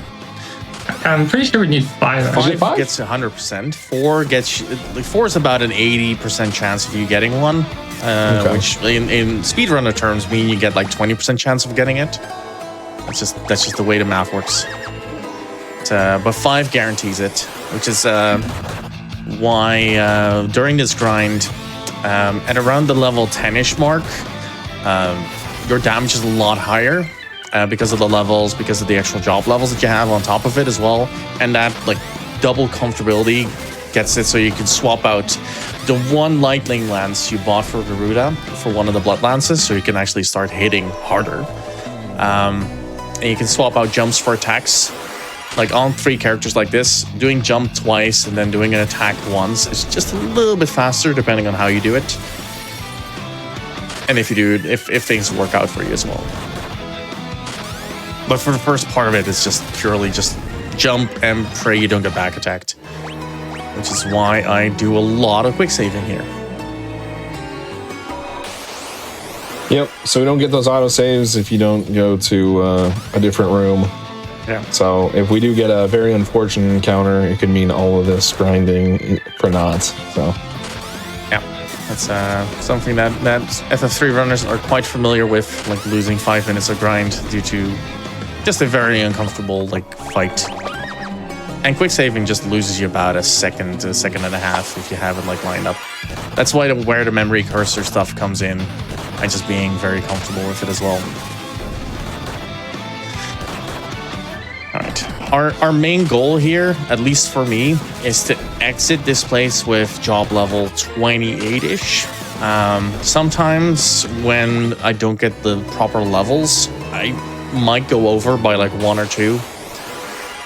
But it purely depends on like how the rest of the run will go.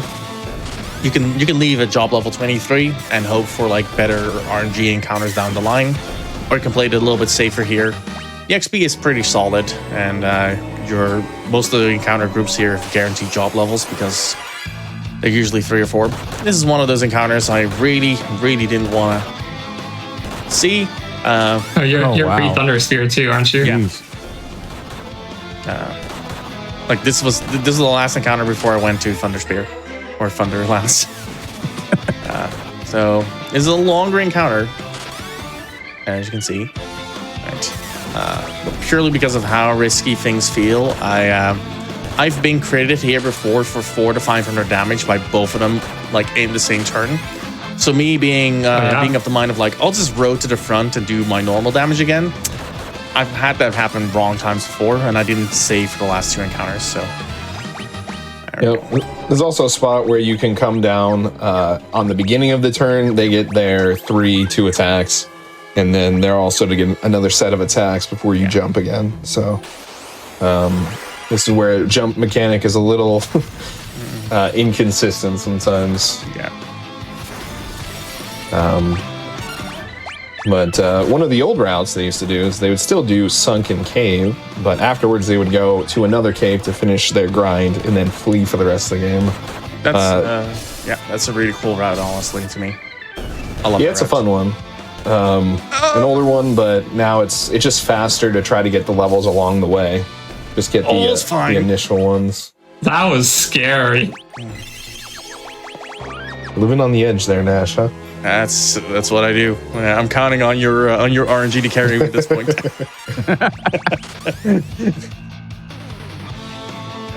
When in doubt, get up, stretch, and hydrate.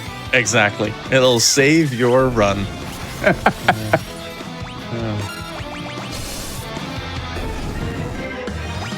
In the meantime, while we're kind of doing this, what inspired you all to run this or like other RPGs? Just out of curiosity. So for this one, in particular, there's a Final Fantasy relay race that goes on yearly, and I was looking to pick up a game and looking for one that was, I would say, a little bit more beginner friendly for Final Fantasies. I basically had very little time to prepare, as I knew about it like about 2 months in advance. So it was like, oh, Final Fantasy 3, it's pretty beginner friendly. Of course, there's a lot of RNG, but that only makes it more beginner friendly because that means you can catch up potentially. So I was like, okay, I played Final Fantasy 3 a lot as a kid. I loved it, so figured I might as well pick up this one. Hey, I've been watching RPG runs like ever since Justin TV. For those people that are still around and know about that, and FF3 basically for me is a continuation. I'm learning all 6 pixel remasters, and I've gone over all of them at this point. But that was like a year and a half ago, and I started like rerouting some of them and making like beginner friendly guides for them because I like just writing it down and just seeing what I can make up. And FF3 was one of those games where it's like, I need to get back into this one. And same with the relay coming up, I was like, okay, like I know 1, I know 2. I kind of want to submit 3 as well. So I just picked up 3 again.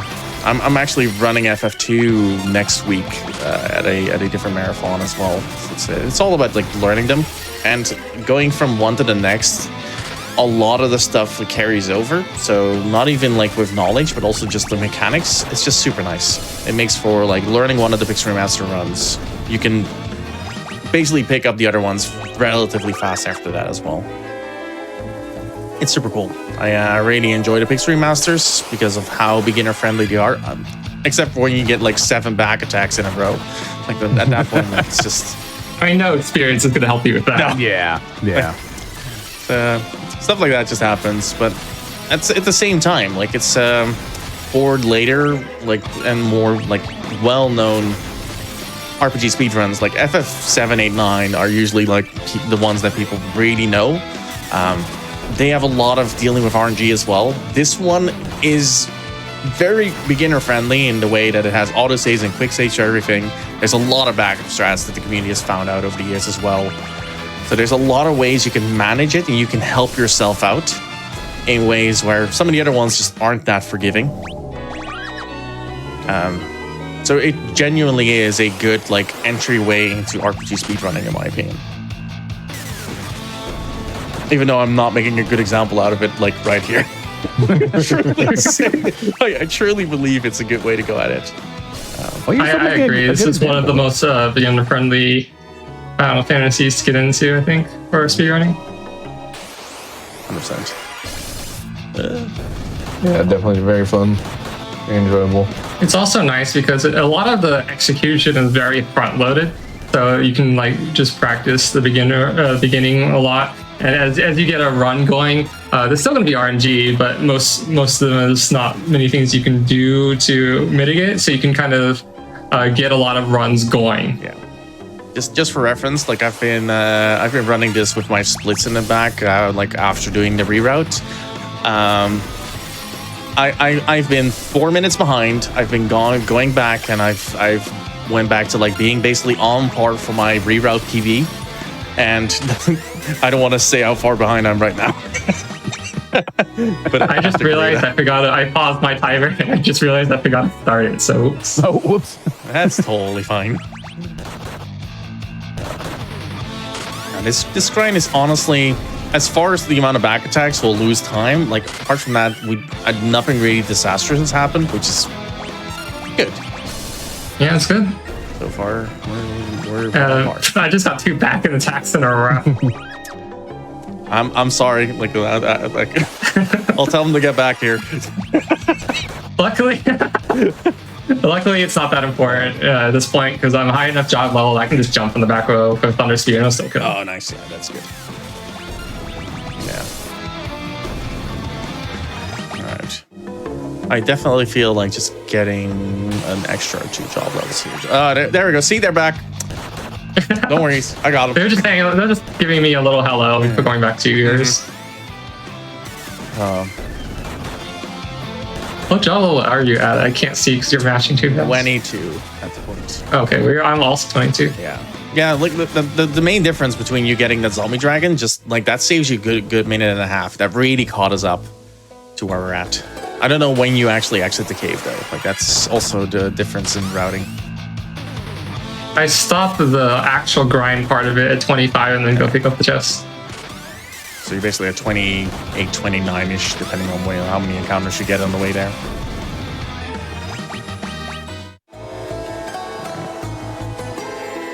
I'll do about the same. I feel like just having an extra job. The back attacks are bad. They're not here, sorry. We're passing the baton at this point. No, but at this point in time, they really don't matter as much. Like the first 10 job levels are the most dangerous ones because you're still gaining a lot of like levels, so you're getting a lot of HP and damage on your character. So any back attack can just outright just put you back to your quick save.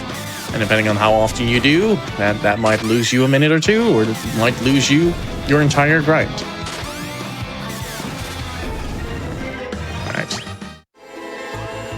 Time to start walking. Another nice thing about the quick saves is once you get the menuing down, it is very fast. Yeah. Yeah, that's what the memory cursor just comes into play. It's super nice. Also, an interesting thing to note is the beauty of like RPGs and how it can change anytime you play. I assume you're all at roughly the same level, but you definitely have different HP values. Yeah. Yeah, that's where like the beginning of the game truly like goes to show like what you did. My monk stayed alive a lot longer, and depending on what level you get with what class, your stats will change. So my black, there we go. My dragoon might have a little bit more strength, but will have less HP. And that might be good. It might also be bad. We're gonna find out in like 40 minutes. I just opened the wrong chest. This might be bad. Oh, that's a bad one. Yeah, that's. Oh. Yeah, I don't know what I do here. The best thing you can do is probably jump. Or Yeah, flee. jump. I You can even flee from flee. this I one. can't You can't flee. No, you can't flee from this one. Oh, Nope. Yeah, I think I'm just Oh, dead. no. You can't so flee from lucky. chests. Oh no. Yeah, I don't think I can. I can't kill them. But I just do no damage to them. Oh, that's a big time loss. They did not save for this chest. oh boy. So there's some creatures we'll see here in the end game where if you don't kill them, they'll divide, and then on their turn they might also use multiply. Yeah. And so you could be starting out facing 3 and end up facing 6, and Yeah. with some jumps get on the wrong side of those landings. Yeah, I've big part of never our opened grind- that chest before on accident. I don't even know how that happened. Yeah, a big part of our grind actually also like takes that into account because the next dungeon we're going to has a lot of those monsters right there that just divide if you don't do enough damage. And actually, funnily enough, the Dark Knight we mentioned a little bit earlier because I mismenued there is like the staple for taking care of that guy. There we go. So here's where menuing becomes a little bit more important in combat. Like we can auto a lot through these by just having those arrows up in the top left. But as soon as we get encounters that are like 1 or 2 characters, like this one, I tend to want to like hold back just a little bit and try and force the level up. So I defended 3 I did it times, again. then jump in order to get the kill to guarantee that job level to 31 right there. That's gonna be me. Okay, I think I know. I know why that happened now. Yep. I don't know what I can do about it though. My control was inputted right at the end. Oh, Yeah, I don't know how that happened, but I'm in a bad situation. there we go. Yeah, they're just gonna divide. Can I even kill them? You should be able to. No, There's a lot- I can't, Oh, I that's can't, a that's- lot there. Yeah, I have It's gonna be a long- just. Be a long battle. Yeah, that's gonna be a super long battle.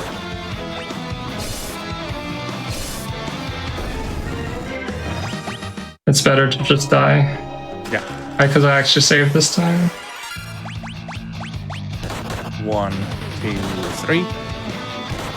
So, interesting bit about this Oh, particular shoot. dungeon. We don't go to the end of this one. We just walk up to these 8 chests and then basically get all 8 monster encounters here. What's really cool about it to me is the fact that we basically use these for 2 reasons. One, to help us get job levels faster. And secondly, to pick up those items, because the top 4 chests are elixirs and the bottom ones are phoenix downs. So there's like a little bit more of like menuing. I got the encounter, but not what I wanted to. No, those splitter encounters are actually just awful to deal with. And again, like part of the grind that we've done is purely in order to manage what's coming up, which is going to be a dungeon filled with those monsters. So we're living on hopes and prayers to like don't get the load damage roll in order to see those splits. But because of all the prep work that we do on the Dracoon here, we are usually in good shape. This guy was rude. Some nice shades you He got gave there. me cool shades. There we go. That's the high one that I was looking for. Alright. Let me just to get out of the way. One of those things where I'm constantly just menuing slowly is because I know I'm on the otter shroom. So if I click it, I would have exited the cave without the final 2 fights. Alright. That one was pure luck. That autoed into the jump there, but it low rolled again. So, all good.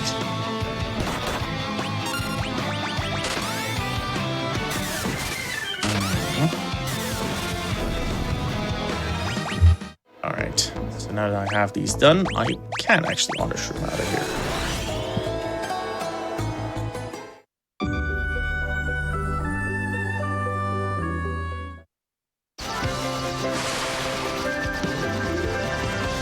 Okay, now the grindy bit is over. We're gonna go ahead and enter the ship.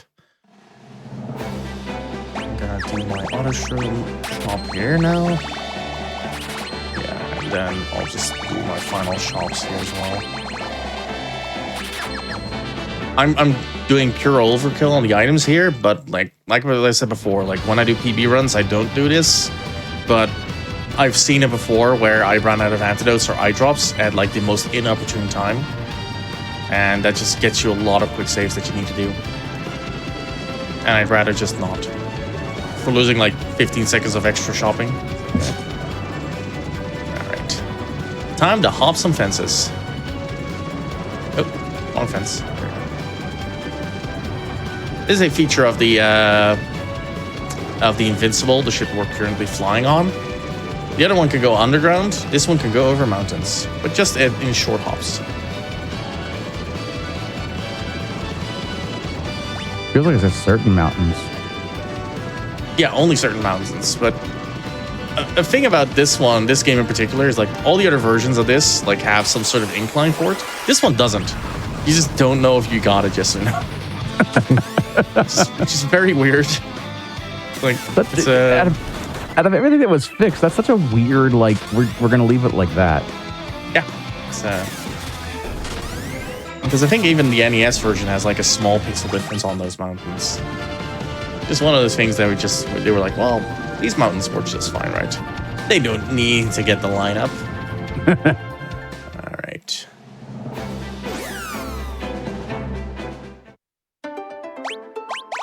And now we're gonna go in here. All right. Let's get that last key item. Yep. The Cave of Shadows. Here we go. These green guys. These are the splitters that we mentioned before. All of them, by the way, can do this. Except the horse. The horse doesn't split. Oh, the horse doesn't. Yeah. Horse has a nice magic. Yeah, nice magic cast. Yeah. Magic, a nice 3-second time lock for cast. Mm-hmm. You love to see it.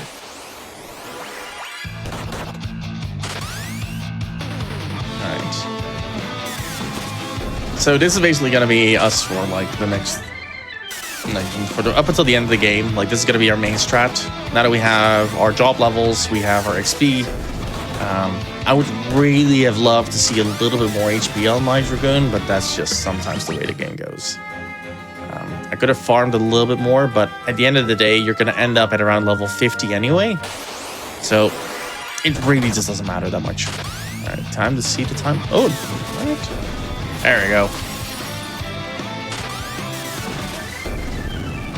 That's the horse right there. So it comes down to like managing it. Truly, the only real fight that it matters on is the last one of the game.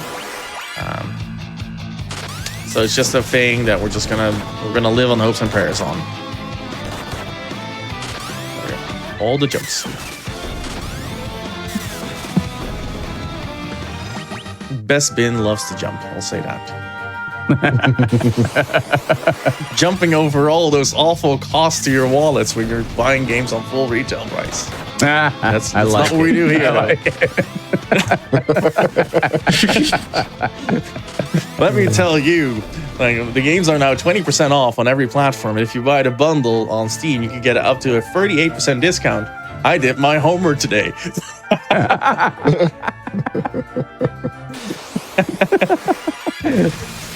I'll lose time for laughing, but it's worth it. RPGs, like well-known RPGs too. Yeah, imagine that. Like, just getting double the discount for 6 games. Like, honestly, to be fair, if you haven't played these games and you know that you're a fan of RPGs and you want to see a little bit more of the history, these are incredible pickups to do, for sure. Like, kidding aside, like, and RNG aside, these are wonderful games to play through, for sure. Casually, they can last you a long time. And there's good replay value to them, honestly. Oh yeah. Yeah, and these later ones, when you get the job classes, it definitely adds to it. Yeah. But makes it super available on PC with the Pixel Remasters. Yes. And then if you get the bundle, you'd have Final Fantasy V, and then you get the replay value every summer of the Fiesta. Mm-hmm. I really did mine at the start of it. And it's always fun to just join a Fiesta and just like do one and then end up with classes you don't know how to play and then figure out are like the worst every crystal, and then you just try and then you figure out that they're actually broken so that you can actually use them in ways you'd never known before. Pretty cool. Same goes with FF6. Like just start excluding characters and start learning the other ones. You can do so many cool things with it. There's actually some really great randomizers out there now too that are really easy to use for the Pixel Masters. Yeah, I know. Ice actually showed off like when the first Pixel Remaster had a randomizer come out. They showed it off here as well on GDQ. It was super cool. I didn't even know about it at that point. I was just learning FF1. I was like, wait a minute, like I can add more randomness into this. Yes, me. Let's go. It's really cool. All right. Let's see if this back attack line pans out for me. There we go. I'm just showing it off for the crowd here. Like, this is what happens if you don't do enough damage. The one class that actually like exemplifies this and like can prevent it is the Dark Knight class,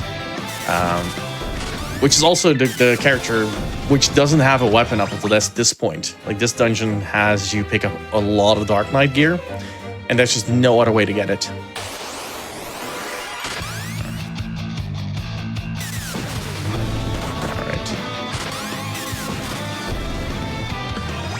I should have waited there. Like, that's one of those fights where like I did a 4-round fight rather than defend like in the middle there, and I just didn't get the job point, which means I'll have to take another encounter later on as well. So just managing that a little bit is like one of those tidbit of intricate things that just getting used to that just means that you can just hold down your time ever so slightly every time.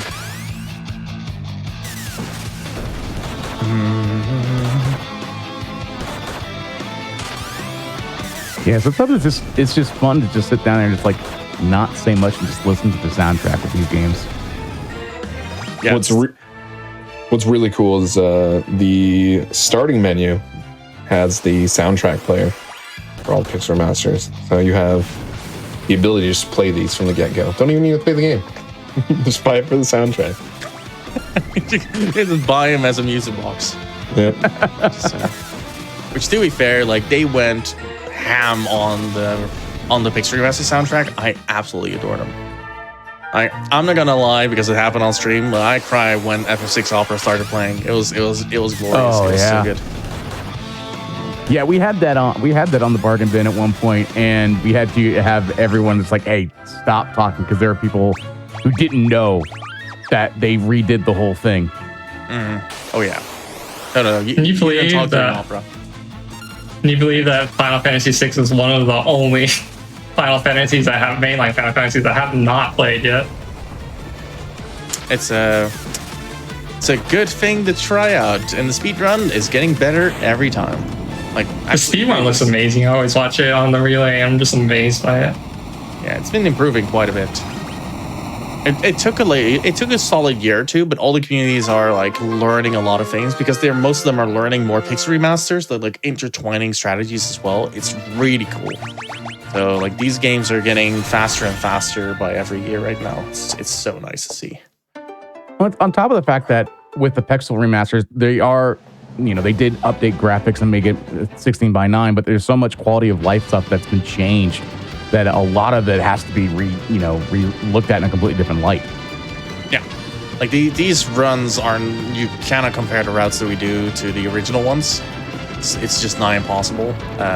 FF3 in particular for the NES version, I think it can be beaten in like 4 or 5 minutes if you do the true 90% fuzz stuff.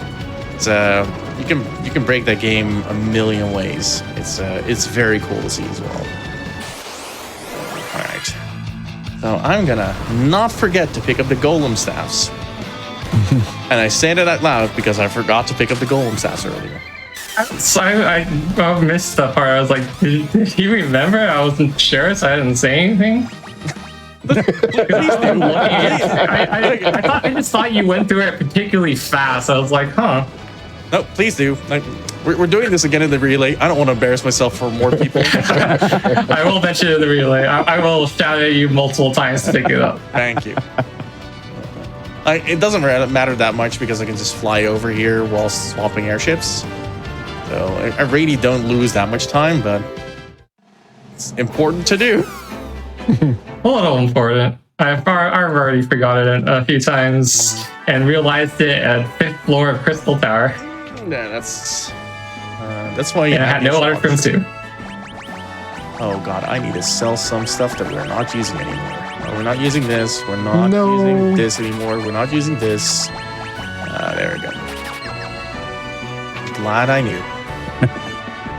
Or throwing And just let us know when you're both ready for another break. Once we're hitting the 2 hour mark. Yeah, Karma, you're basically heading towards Hackathon, so if you just beat that, I think that's a good point to do it because I can break. Sounds the good. cover. You're getting close to the end of that fight, end of the dungeon, so.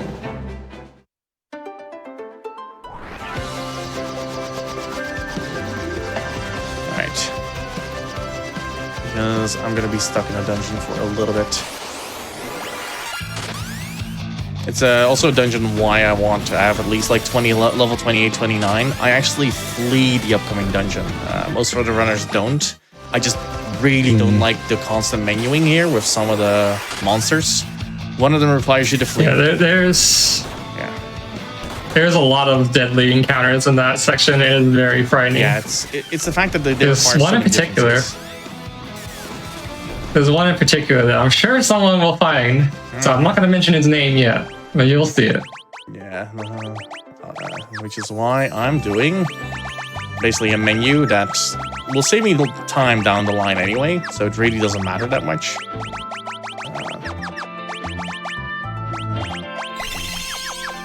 I'm sorry, there was one night on there, and I know it's not what it said, but the font that I'm using to watch them is so small, I thought it said Onion Knight. There is an Onion Knight. Yep, there's an Onion Knight. That is the starting class of this game. The strongest class, too. Yeah. Believe it or not. Okay, this is the kind of like the one encounter that's like decent. Yeah, that's like, just the free encounter. Alright. Okay. Boss is dead, so we could come up on... Yeah, whenever you're ready, Karma, and then someone else can just time it down, because I can pause wherever.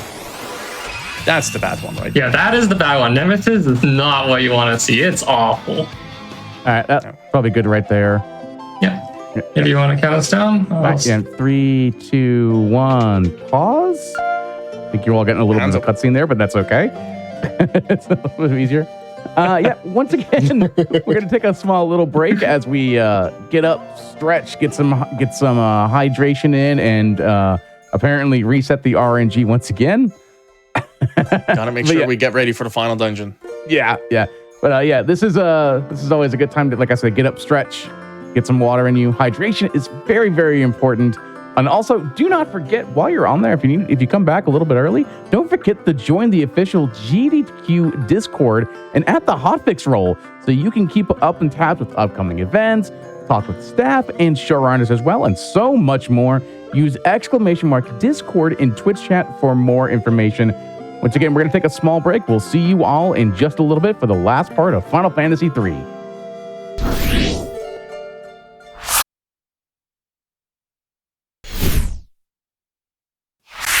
And welcome back to the Bargain Bin. Hey, don't forget that GDQ's next all-women and femme speedrunning event, Flame Fatales, returns August 18th to the 25th. Use !FF in Twitch chat to check out the schedule and let us know what you're looking forward to the most. Also thinking of more events coming up, we're going to be at PAX West from August 30th to September 2nd. The schedule is also out, so use !PAX in Twitch chat for more information and let us know what you're excited to see. And finally, GDQ Express, Games Done Quick Express, returning once again to TwitchCon from September 20th to the 22nd. Use !GDQX in Twitch chat for more information, and once again, let us know what you want, what you're hoping to see at the event. Now, what I'm really hoping to see right now is this final dungeon and the rest of Final Fantasy III, so Karma, Nash, Cap, take it all away. All right, cue us in. Then we'll just get going. All right. 3, 2, 1. Good luck. Immediate encounter. It's the classic. All right. I see the RNG is fixed. It's good. Yeah, yes. Like we said before, get up, stretch, hydrate, fix the RNG. Yep. I'm gonna have to go back and then watch the VOD and save that quote. I need it in my life. All right. I never knew you did the night strat. Where do you make up the job levels from that? I don't. I just pick them up in the final dungeon. That makes sense. The main thing is if you get good encounters there, it's just free. But if you get bad encounters there, you lose minutes at a time. And I'd rather deal with the possibility of dying to shinobi fights than having to deal with everything else that goes around here. I feel like I lose a lot more time in Crystal Tower. Deaths just happen so often there. It's kind of insane. I always quick save after basically every encounter just to make sure that I don't. Oh yeah, same. But the only encounters you constantly just get wiped to is shinobi fight to me. That's just the one that always gets me. Yeah. All right. Also, blocks are basically impossible. Yeah. And quorums or whatever they're called, they can cast death and then you just die, as death implies. All right. We have the combination of Doga and Une fight here. I prefer to call them Doga and Mini. That's what they called. Because of that, it can cast the Holy twice back to back, and if it happens before you get to jump, you lose. And you have to do both fights again. All right. Yep. Well, you might be wondering why we're fighting Doga and Une. It's because their souls are needed to activate these keys to essentially get to Zande so that we can save the world. Yeah, the poor warriors of light here feel very remorseful that they had to fight, but they basically call it you need to fight us in order to complete us. And that turns them into 2 keys. One of them is the Eureka key, and the other one is the Circus key. We don't use the Eureka key, so in my opinion, the second one wasn't necessary, but that's just me. You don't want to go into that dungeon? It wants a lot of cool gear, but it'll also take you quite a bit. It'll get you the job levels that you need, though. That's for sure. I'm not sure what we know if we can do those fights. That's definitely gonna be another bliss. Right. I tend to try and manage as much 2 encounters or 1 character encounters in order to try and catch up those job levels I lost from running away from these. I just really don't like managing them. And one of the unfortunate things we lose in Picture Master is actually the 4 named characters lose their. We don't get bestowed the titles that we would in the OG game. We sadly don't have that. That's the wrong dungeon, Nash. Almost there. Almost there. You don't want to fight Hecaton again? No, I don't. All right. Second optimization I tend to revive these characters because this fight always gets me. For some reason, you have to get outside of your airship to get rid of these statues. There's one random encounter here in the last 10 10 runs that I haven't actually like brought up other characters to scram away from them, I've always been murdered. And this is like the one encounter that wouldn't have had that happen. So I can just jump here. This is like the one safe encounter. Yeah, that one encounter stretch has killed me a lot too. It's rough. Yeah. The magicians are really safe. The other characters, they can just outright just get rid of you. For some reason, nap on the field. This is the 1-1. That's what the other characters are doing. They're just napping. Yeah, they're just napping. Yeah. Oh, nope. Gotta take care of the last one. All right. Feels like a very like never-ending story moment to me. Whenever you destroy these statues. True. Can just get rid of him. Now we can fly on. All right. I mean, there is an enemy called Valthor in this game too, so. True. You don't see it that often. Right.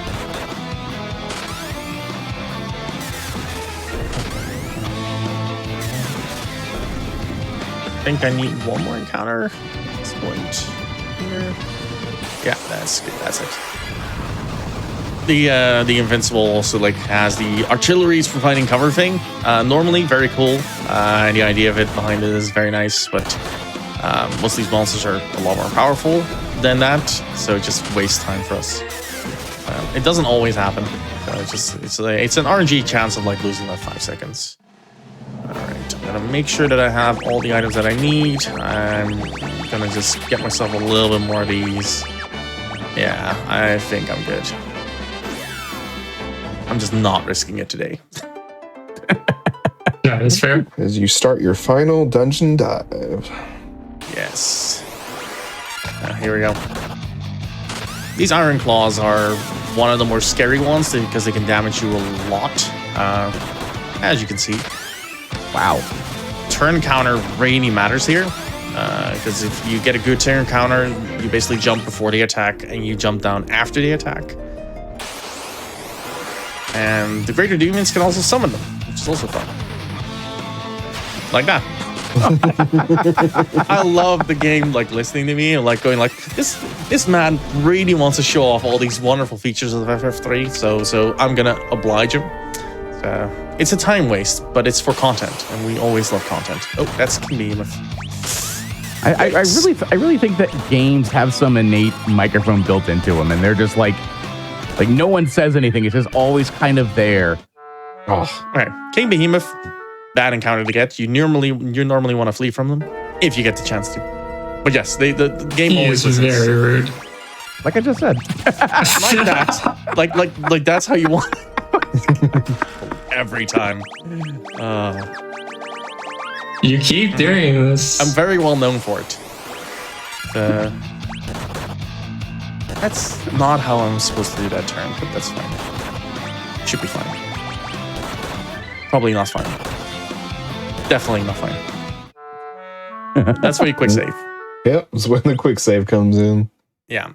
These last 2 dungeons, because this is basically the first of 2 dungeons back to back, is the place where you basically save after every like major encounter that you do. Purely because if I get a back attack of Iron Claws, you're gone. Like that's just there's no chance of surviving it usually, unless they get really low rolls and you get incredibly lucky.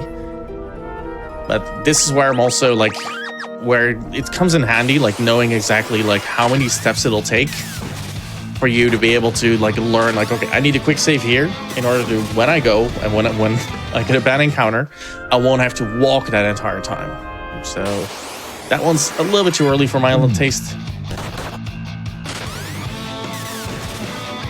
So that one I should have saved a little bit more early, but that's just the way it goes sometimes.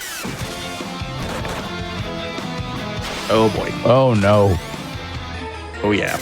Got a lot more friends. At least the greater demon's done. Like, this is not going to be a terrible encounter this way, just waste time.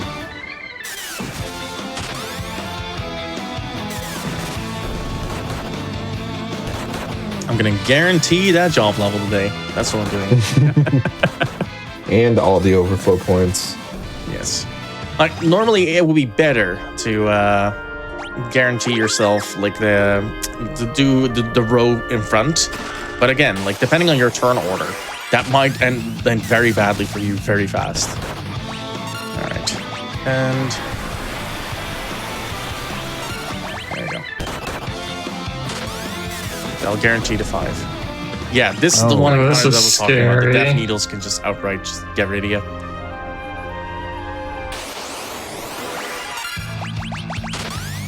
Come on, let me jump. Gosh. Thank you. Yeah. Okay, A lot of the game is full of risk like that. It's just it's a dangerous place. I believe those are the ones that can paralyze you, right? And if you do, it's just Nice over. little stun lock. Cool. Because you can show this off. This is the same as a zombie dragon, where you just elixir it. And that's the only way to kill it, because this guy's undead. If you use your blood lance on him, you die instead. Oh god. Oh. Yeah, You you're give taking him his your unlife HP. with you. Yes. It'll be like, thank you for the HP and take a nap. I will say the RNG factor, you know, at least from a viewer's perspective, is good. Oh yeah, Because it means that 100%. like anything can change between now and then. Yeah. I really like the aspect of this Yeah, that's being why I a think- race as well because of it. Yeah. Yeah. I was about to mention the same thing. This is like a fantastic race format because it's tight till the very end. Like, we've been apart from each other for like we've shook hands, and like we've been away, like it separated us for like 5 or 6 minutes at one point, and we were back to like a few seconds. It's just sometimes it just works out that way. It's really cool. All right, welcome to the final dungeon, everyone. Welcome to the true FF14 DLC. This one doesn't go as fast as you want it to be. It really won't. How do we end up in the FF14 Alliance raid? I would have loved to have this in an FF14 Alliance raid. Just like sit back and let the team carry me. Actually, like I'm a Dragoon. Like I'm the floor tank anyway. It's fine. They won't expect anything different from me at this point. All right. Yeah. What's really cool about this is that a lot of people will probably recognize some of these encounters being bosses in FF14 as well.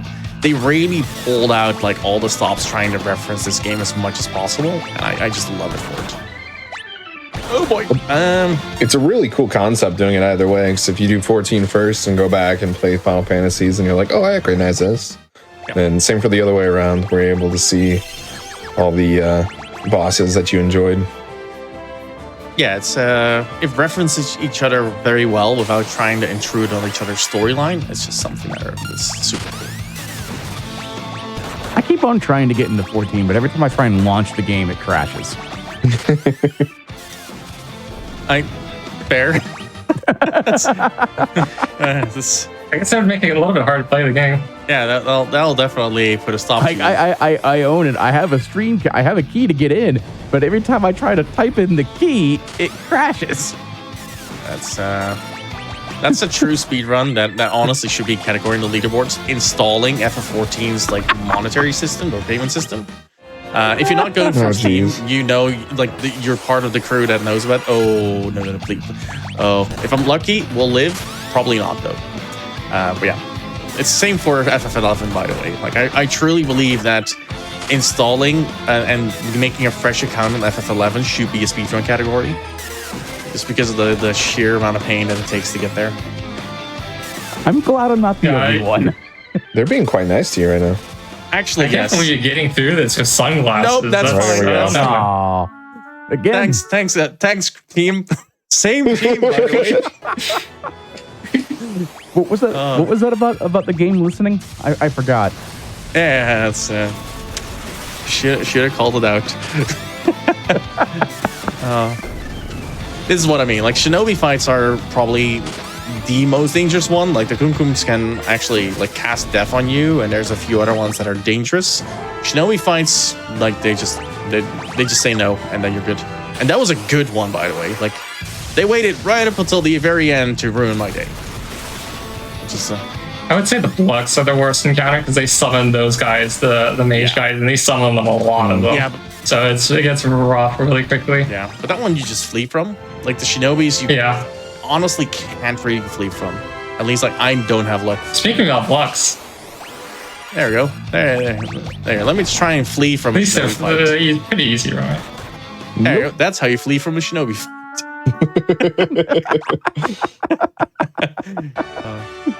I mean, you're not wrong. Let's try again, team. Hey, it's my turn too. I'm here All up here, Shinobi. That's number 3. And that's why I count Shinobi fights on the way up to the mountain. This should have been a boss battle on FF14, Shinobis. Yeah, I don't see what the problem is. That's so easy. That's unfair. Like that's I call shenanigans on that one. We need another break.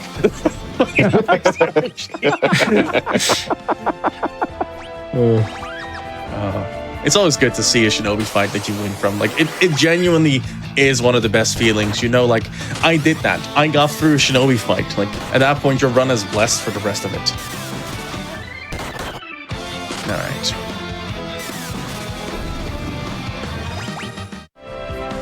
And here. We're running at that. There's only 2 of them, so it's not as bad, hopefully. I got lucky. 2 of them I is got much really more lucky. manageable than 3. I got really lucky.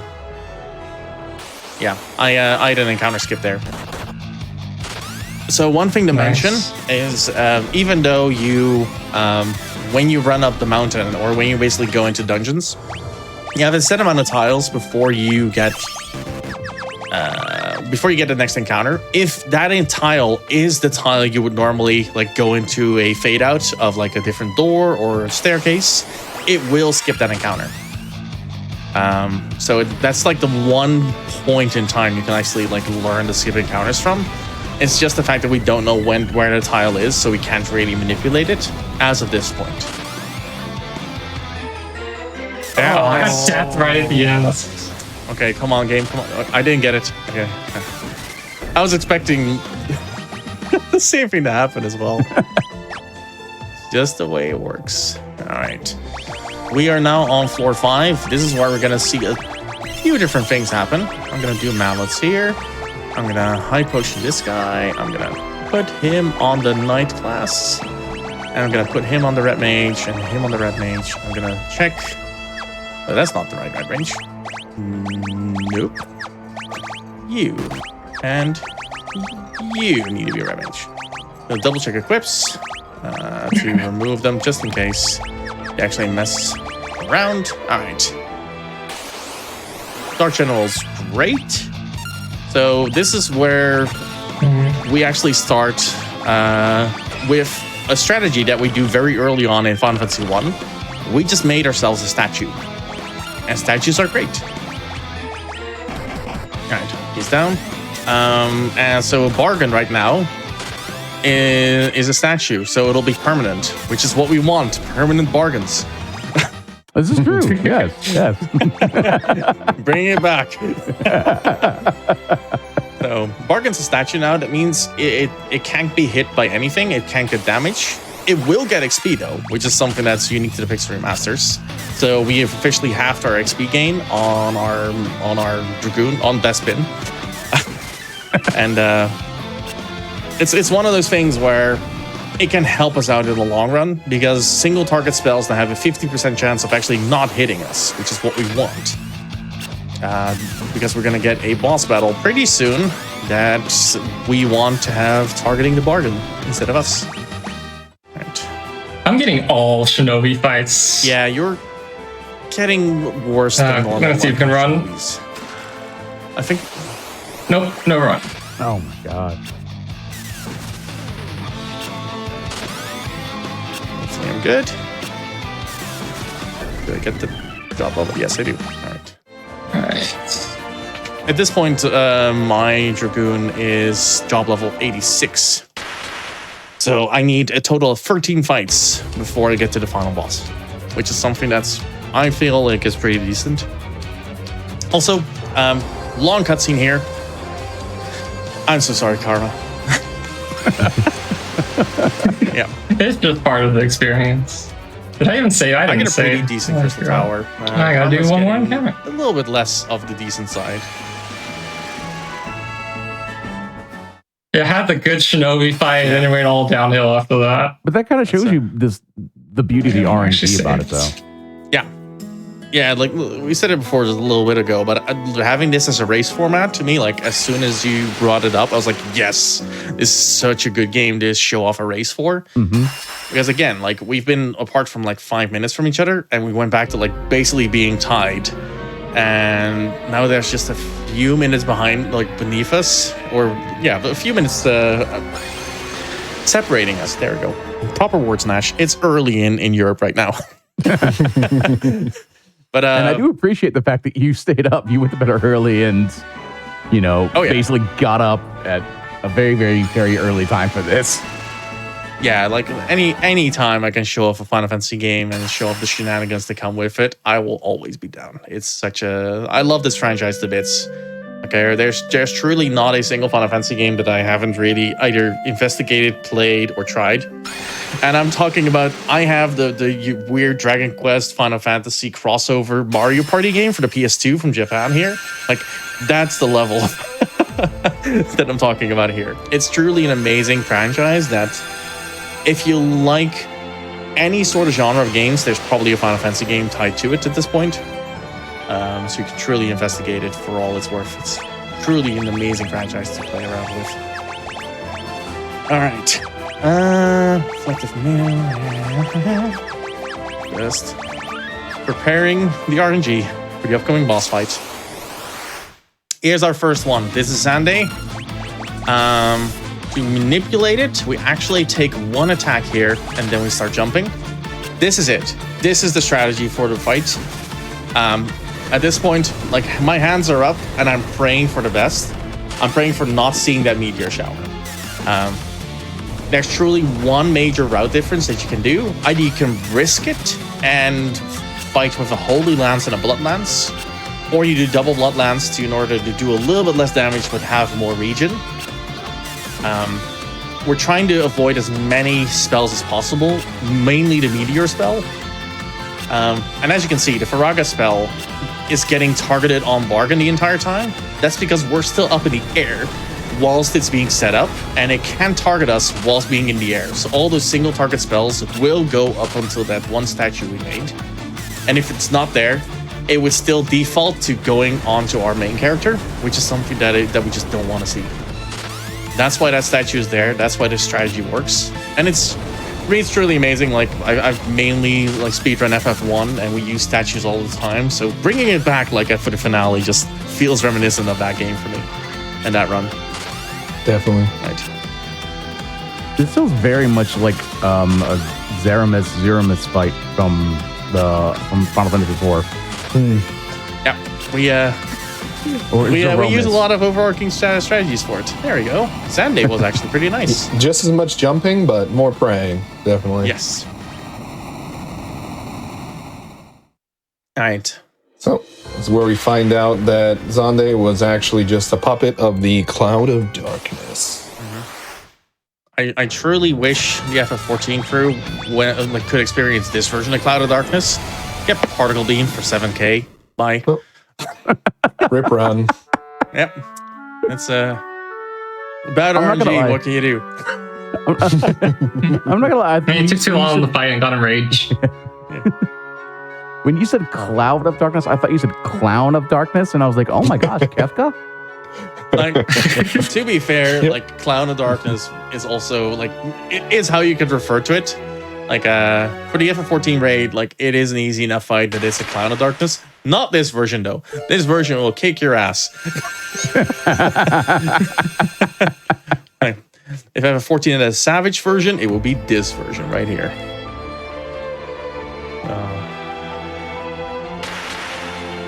All right, there's Dogan Une actually helping us back again. They're with us still, and they're still helping us out.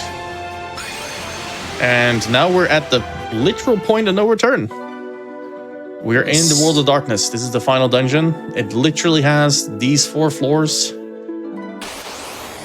and everything comes down to hopes and prayers. Right. So, there's a few major objectives for me to get. First thing we're gonna do is fight Sunday again. But this time we're gonna hope for a little bit of an easier fight. Okay, I rarely see those guys alive after the first fight. That's so weird. Why are they still around? They're gonna get Faraga, then like Meteor, then whatever. Like that's totally fine. Don't say the word meteor. Bye bye. That's just like speed we're not getting. Okay, we're actually finding this clone. Like all the chests here, I think all of them have a clone, but they also have really good gear. And we're here to pick up one final piece of equipment that a lot of people that played a Final Fantasy game will recognize immediately and know that it's a very good piece of gear to pick up. There we go. We have officially picked up a ribbon. Oh my gosh. Yes. And there we go. And this. Saving here. So we have actually picked up our first ribbon. There's, I believe, up to 4 that you can collect in this dungeon in order to save yourself from status effects. But it also has a nice boost of magic defense, and that's basically what the remaining 5 bosses are going to be all about. Is some of them are going to be physically focused, some of them are going to be magic focused, and us collecting this piece of gear will help us on the magic fights. All right. Same thing as here. We're actually doing an attack, and then we're going to start jumping. So you're right. There is 4 in the World of Darkness, 1 in each location, and then there's 1 actually if you were to go to Eureka. There's 1 there as well. Oh, that's true. Yeah. Karma didn't get the Cloud of Darkness first try. Oh. Unlucky. Reset the run, honestly. It's just, let's just save run the like whole 20 thing. minutes at that point. Yeah, I didn't get the Cloud of Darkness skip. Imagine a world where that's actually a thing. Beautiful. Right. So that shouldn't. It's fine. I'm just looking at this fight and being like, why am I landing before the physical hits start? That's like the one thing that's dangerous about this particular fight is like seeing the single target hits. If he chomps at my Dragoon, like we're done. It usually would kill. Right. So y'all might be wondering what we're doing here. Well, this is the World of Darkness, and we are defeating the Guardians of the Dark Crystals to unlock the Warriors of Darkness, which originally saved the world from light. And now we're doing essentially the opposite of that, where the Warriors of Light can save the world from being plunged into full darkness. So, you know, Final Fantasy XIV had an entire expansion, all stolen. All stolen. To be fair, they did it really well, but like FF3 truly is the origin story of one of the expansions. And it's wonderful to see them like dive into that storyline just so much more. Wait. I thought. Wait. You're telling me that Final Fantasy XIV doesn't have original stuff? Like you're telling me that not everything in there is original? Just 1 or 2 things. Everything else, like every other game stole. Like there's this, and there's the paid for Cloud Bike. Like that's it. So you're telling me that Kefka character that was in Final Fantasy XIV, that's from another Final Fantasy game? Oh man! Oh, have you heard the soundtrack of that one? Sorry, like completely derailing. If you haven't listened to the Savage Fight soundtrack of FF14's like Kefka fight, do it. It's so good. I died? Oh my. Yeah, that's why I saved there. Oh no. That's rough. Alright, I didn't think I had to do this because it's never happened before, but let's. I always save right in front of there, just because that happened to me. Like if you get very unlucky, you get doubled, and that might just ruin you. Yeah, I got doubled. It was just that's pretty bad. Oh well. Glasses too. I'm just FYI, I'm just looking at my splits and I'm smiling. Like I just have solid golds this crystal tower. I have no idea why. But the fact that Karma's like very close behind me the entire time is absolutely still amazing to me. He's like, if anything would have gone awry, like I would have been minutes behind at this point quite easily. Like I'm just getting solid golds. It's so weird. It's gonna end right now that I called it out, but just making sure, like, to make this into a close as much ending. Having the FFRNG like catches up. I mean, you could start grinding out levels to switch to Onion Knight. Oh yeah, Yeah. Let's do jumps with Onion Knight. I got doubled again. Oh, that's. Hey. There we go. FF14 has an entire fight dedicated around this guy. Just jump 3 times, it's gone. I don't know why it's so hard. So true. Doesn't the raid also have a 5-headed dragon? Imagine that. Who would do that?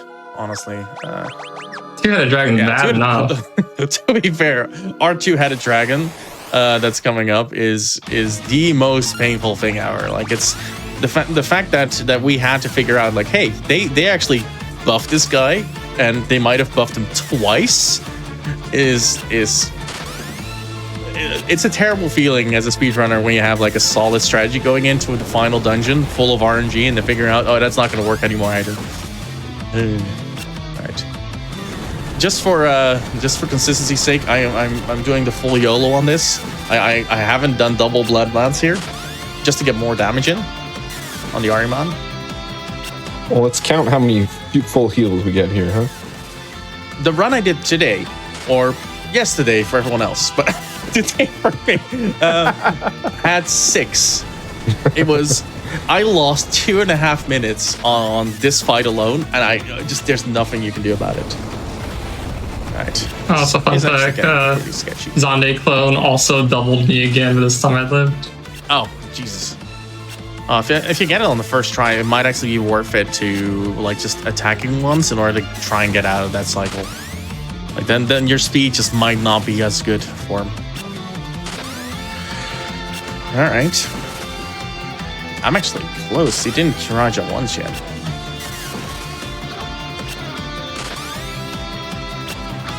Alright. Low rolls on the damage though.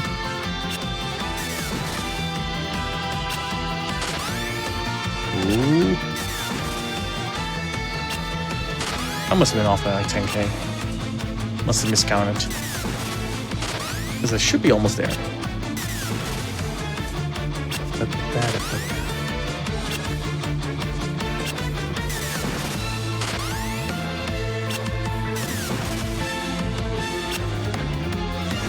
Oh boy.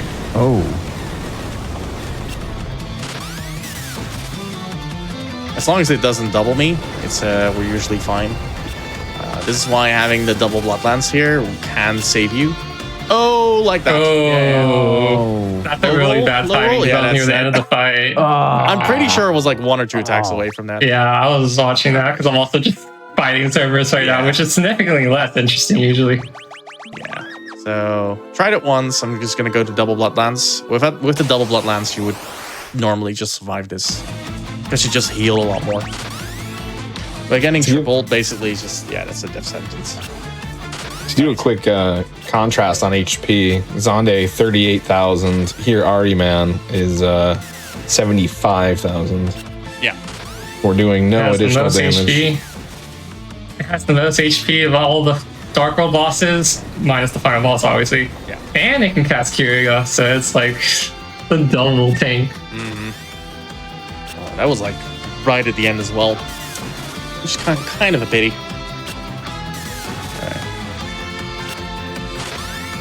So this basically, we have 4 Nanet's service down. We're basically down to the final 4. Ariman's next. There's with the 2-headed dragon left, and there is the what do I call it? Enkida. Yeah. I think you're doing that one first, right, Karma? Yeah, this is where our routes actually diverge a little bit. I do Echidna first. Witch of Greed.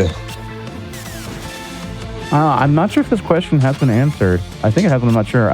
Someone asked in chat, how is turn order determined in 3? Ooh. They roll dice and you pray, pretty much. So agility actually does make a little bit of a difference, but it's not as nearly as much as other games. So it's I don't know the actual exact math behind it, but there's a wide range of the dice roll that it adds to the agility, such that it's pretty much impossible, and at least in the speedrun sense, because we would never reach level 99 or anywhere close to it, to guarantee being faster than really anything, especially in the end game. Yeah, so gear also slows you down a little bit. There is a theory where like removing your armor piece gets you an earlier turn. What it comes down to is like, will you be able to jump before the enemy casts their spell? And for some cases, it might actually be faster to do it that way, but there's also a lot of risk involved with it as well. Like for the Cerberus fight, by doing it, you get a higher chance of attack or jumping before he can attack, but at the same time, if he hits you once, at that point you are gone. Like it's so if you get a low roll, I'm pretty sure it comes down to the same 50% like deviation that like you see the damage as well. It's like there's a lot of deviation that goes into your final count on it. Yeah. Unfortunately, the weight is a hidden stat you can't easily look up. But the ultimate formula is agility times 2 minus equipment weight, and then plus a random additional roll for randomization. Yeah, and that randomization can matter a lot. It's just managing it the best you can is what it comes down to. Oh man, I got doubled. I'm still alive somehow. Oh yeah. Oh. Bin's holding on. You're all good. All right. Did you do double? No, you didn't do double Bloodlands, right? No, I don't do double. I never do double. I wish I did. First argument.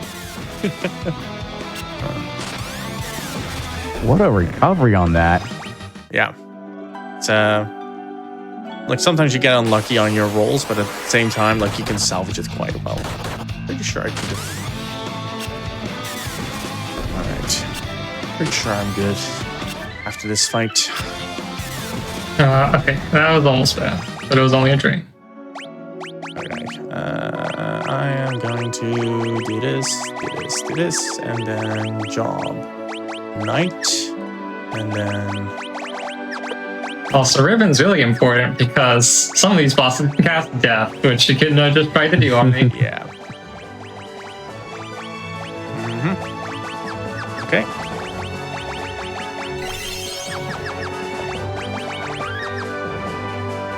All right.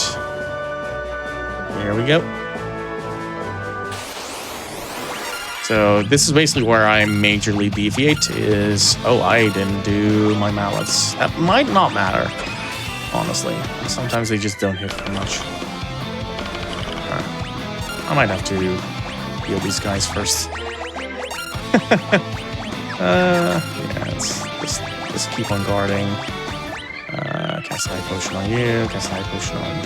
Oh, nice. I did the same strat. I changed to night as well. Yeah, that's chapter title for me. All right. Right at the end, too. I forgot to mini my rep mages there, which is... Oh, yeah, that's kind of important. Yeah.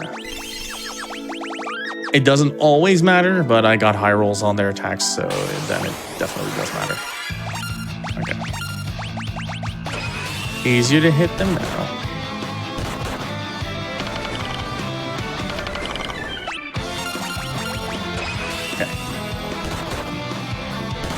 So as you saw, like Nkita can definitely double you every once in a while. That happens to me more often than I care to count, which is why I did the reroute for like extra safety. It's basically for my own like wanted safety, not necessarily for the game itself. I don't think any kind of reroute would save me there. I got hit with Blair for 2200. Yeah. So it was just unlucky. Yeah. Happens. It's just the statues basically give me a 1 in 4 chance of having that happen to me, which is for sure. Main deviations. That's why I go for it. It's like just like having less chance of having flare hit you just means that you can get the fight a little bit faster. Right. Got hit by drain though. That's oh, there we go. Yeah. All right. I know why that did so much damage. I didn't actually adjust my gear for Ankita. So this is one of the ones that you want magic gear on. And if you auto equip, which is what happens when you change your job, it will automate to the best defensive stats. So I currently have the gear set that I want to have the dragon on me. It might not matter. It might also matter. Are you running double lance? No. Double blood? I can do holy for this one. I always do holy for Ahriman once, but for the last like 3 or 4 runs, I got smashed. So I do the double blood lance for like my second try. Understandable. All right. The second time it hit drain on me. That's just not cool. At least drain doesn't do that much. We got someone from chat asking what mini does specifically. Is that because it reduces defense to 1, so it guarantees the petrification? It basically does that, but it also makes your attack very low as well. So even though you can pull away all of your gear, and what happened to me there is like I didn't have mini, and my characters were like 50 HP. Hitting themselves in the face with the golem staffs to get them petrified, hit it for about 30. So that's just, oh yeah, I lived through a flare. Let's hope I live through the rest as well. Oh no. Oh yeah, like holy smokes. So, oh, there we go. Nice. yeah, that's what I say. All right, I made it back somehow a little bit. But yeah, that's the end of FF3 always comes down to these boss fights. So, oh, there we go. Nice. You might be ahead by like 10 minutes and lose it all like on one of them, but you might also be behind by 15 and then gain 20. It's just one of those dungeons. All right, that one's down. But yeah, mini just makes it so that you always hit for 1 as well. So that way you can have. Let me actually do this first. There we go. That way you can actually have your characters at critical HP, so you can have the knight defend them, and as well guarantee the fact that they won't actually get rid of themselves as well whilst trying to attack. So it just guarantees multiple things like at once. It guarantees safety for them for physical attacks, because you have the knight, and it also guarantees the petrification to go off as well. Alright. So because I'm at the right job level at this point, I could just use the thief to run away from the remaining encounters, which is what I'm doing right now. We plan it out so that we get to level 99. Specifically for the final boss, which is the maximum level for the job. Alright. Wow. I'm gonna go here. So we have the best possible Dragoon to fight the end of the game, basically, apart from like when it comes to the job level. Alright. Now it's time to truly pray. This is the one that forced me to reroute my run like from the 1.0 strat the most, because this one just hits a lot harder than it used to. So I got 1 cure ago. I got 1 as well. So you're on par. Yeah, 1 is fine. Yeah. Hopefully it's not more than that. Yeah, hopefully it just sticks to the 1. 1 so far. 1 cure. Oh, I'm at 2 HP. Ah, there we go. That's 5k. Oh, right I'm there. dead. I'm dead. Oh, same. Dear. Like you saw the damage there. That's 5k. That's my full defensive gear, by the way. That's like I'm level 50, which is basically around the end game level. So level 50, I have a maximum job level, and it just decided I'm gonna notch your helmet and like do almost double your maximum HP worth of damage, and just nothing you can do about it. The one mitigating factor that I looked into was you can put your characters on the back row, and by doing it, you basically half damage both ways. So we do half damage and they do half damage. But because their max hit still comes around like 6K, it's not a guaranteed safety strat. So it's only like if you really want to finish the run and you're very unlucky, at that point you might actually just end up doing that instead. But it's not a guarantee to finish the run outright, even at that point. I don't even know what the max hit is. I got hit with 6.9K, and that wasn't even a crit. So Yeah. I imagine crits would just be the full 9999. Yeah, that can happen to you. And it's just very unlucky. All right. The one comfort. Oh, there we go. 5K. Oh. Ah. The two-headed dragon slot machine. Yes, and this is why the estimate is this high. It's because of these boss battles. if you're lucky, like I think the current record of this is like a 222. Yeah, something like that. Yeah, it's about a 222. That's also like on PS5 console, which is a little bit faster. And there's some other stuff that's just a little bit faster than the PC version we're running. But oh yeah, also like music and stuff like that. But genuinely, like most of your runs will end at around the 240 to 255 mark, like on average. I think my average on the last like 12 runs I've done over the last 2 weeks to prepare for it have come down to like a 248. Like that's basically on average what you're expecting from it. So seeing two-headed dragon like maul like a few times in a row is just this. Oh, Whoa, you lived! blessed! Come on, survive! Oh God. Okay, now we need to. Now this one needs to finish. Oh. And that's why you want to have Karma's level of HP on your characters. Just a little bit more might actually save you during those hits. Alright.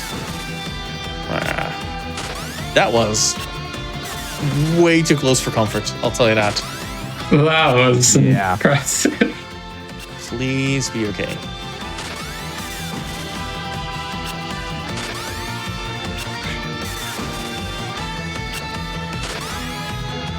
Oh, just get it over with. Take him out. Yes. There we Okay. go. Nice. Oh. Whew. Man, that was either 30 or 60 HP.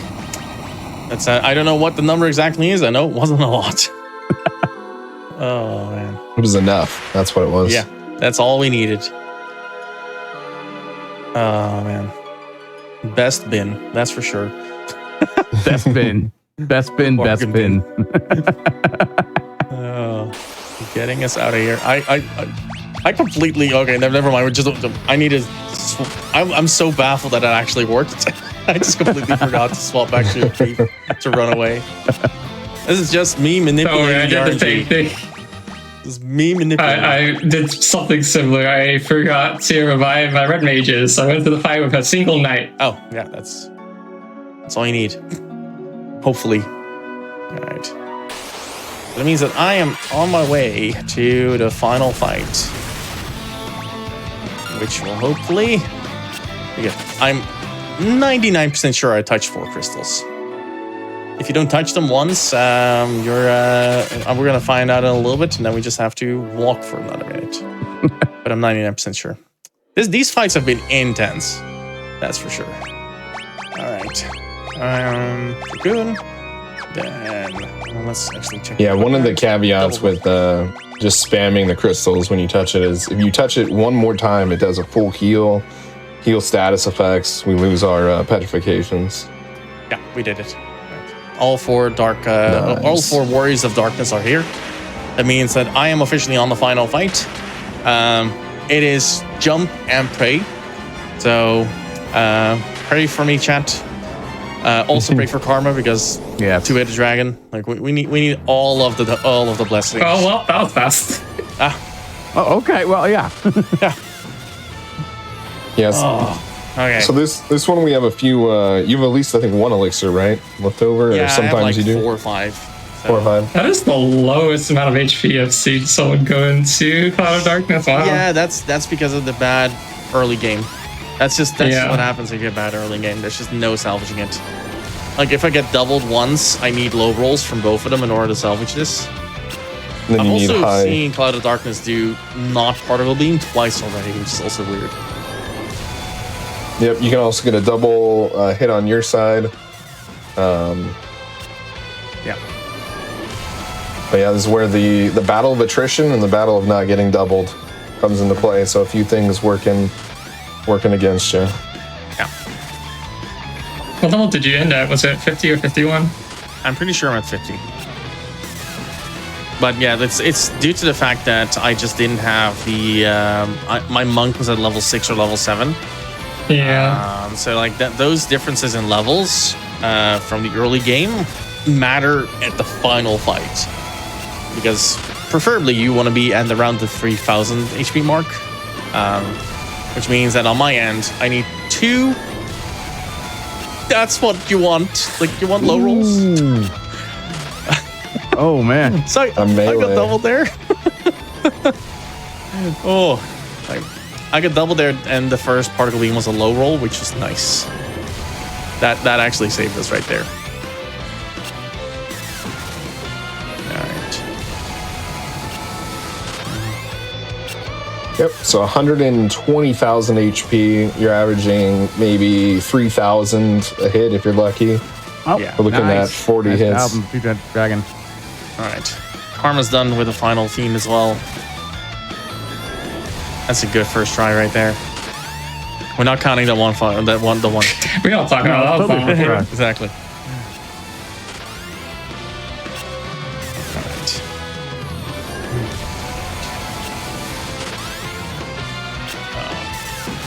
You know what they really need to do is throw a healing mechanic into Cloud of Darkness too.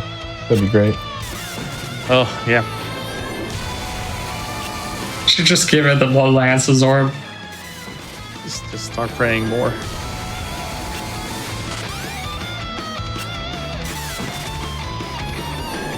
Oh boy.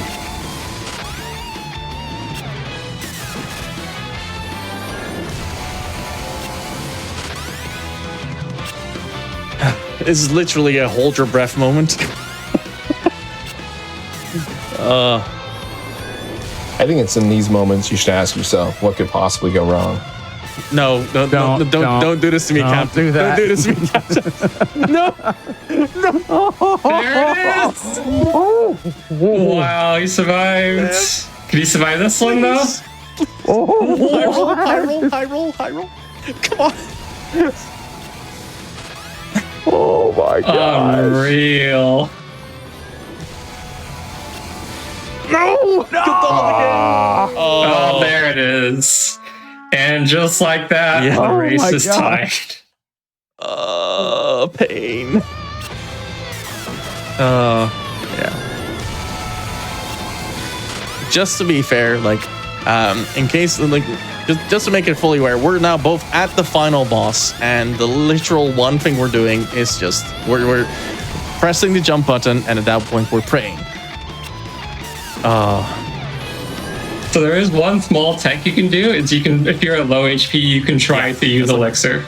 Yeah, a lot of times it'll just still kill you anyways, but sometimes it works, and it might actually just be a mental thing. It might help out there. Also, this is where the amount of HP matters. Karma with a slight advantage with that 30-30. Yeah, you can see like an absolute like 240 HP difference. That like 2 medium rolls on the particle beams might get you up to like 2800, which is what you don't want to see if you're sub 2800 HP. But yeah, it's Karma can actually survive that. Okay. Man, Captain, you had to do me like that. It was poetic too. It was right at the same time. Right at the time. Oh my goodness. Sorry, the game's whispering into my ear again. Oh no! Don't do it again! Please. Oh, it's one of those things. So this is the strategy that we're doing for the speedrun, which comes down to like basically just praying for the best. This is still an incredibly hard fight to do casually, but at this point you usually have elixirs, you have healers. The one thing you don't have are ethers. So the only way to recover your MP is the elixirs you picked up along the way. So remember everyone telling you not to hoard your elixirs like a dragon? They were lying. You need to for this fight. Oh, I got doubled again! You survived. Alive. That's the. I don't know if I survived that one. Oh, okay. This is where I use my tech. This is when you should do it normally. But you got lucky there because the particle beam went after you, which is normally what should happen. All right.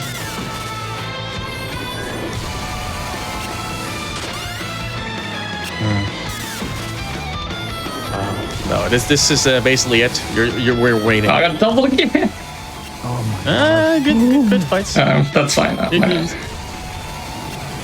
You're good for now. Alright, I'm back to full. Almost full. Yeah. Oh, double. I got double again. Here, that's where God. Purdy made the difference. That's where the HP made the difference. Alright, elixir again. Oh. Did I have elixir? I might have elixir twice. Oh, no, I didn't. Okay. My boy. So I can say for certain that first elixir definitely saved me. Yeah. Oh. I'm gonna have to do the same here. Welcome to the double zone.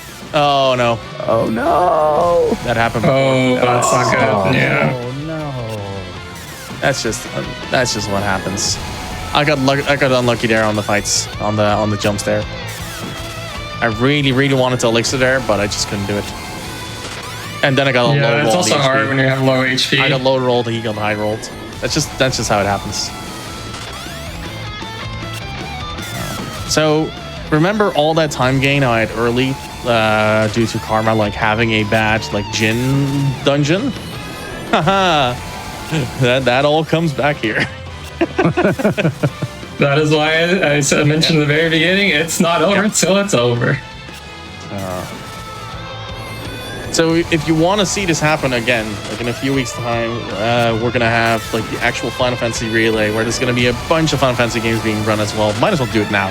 Like, That's fine. And actually, like me and Karma and Karma, another GG. GG's.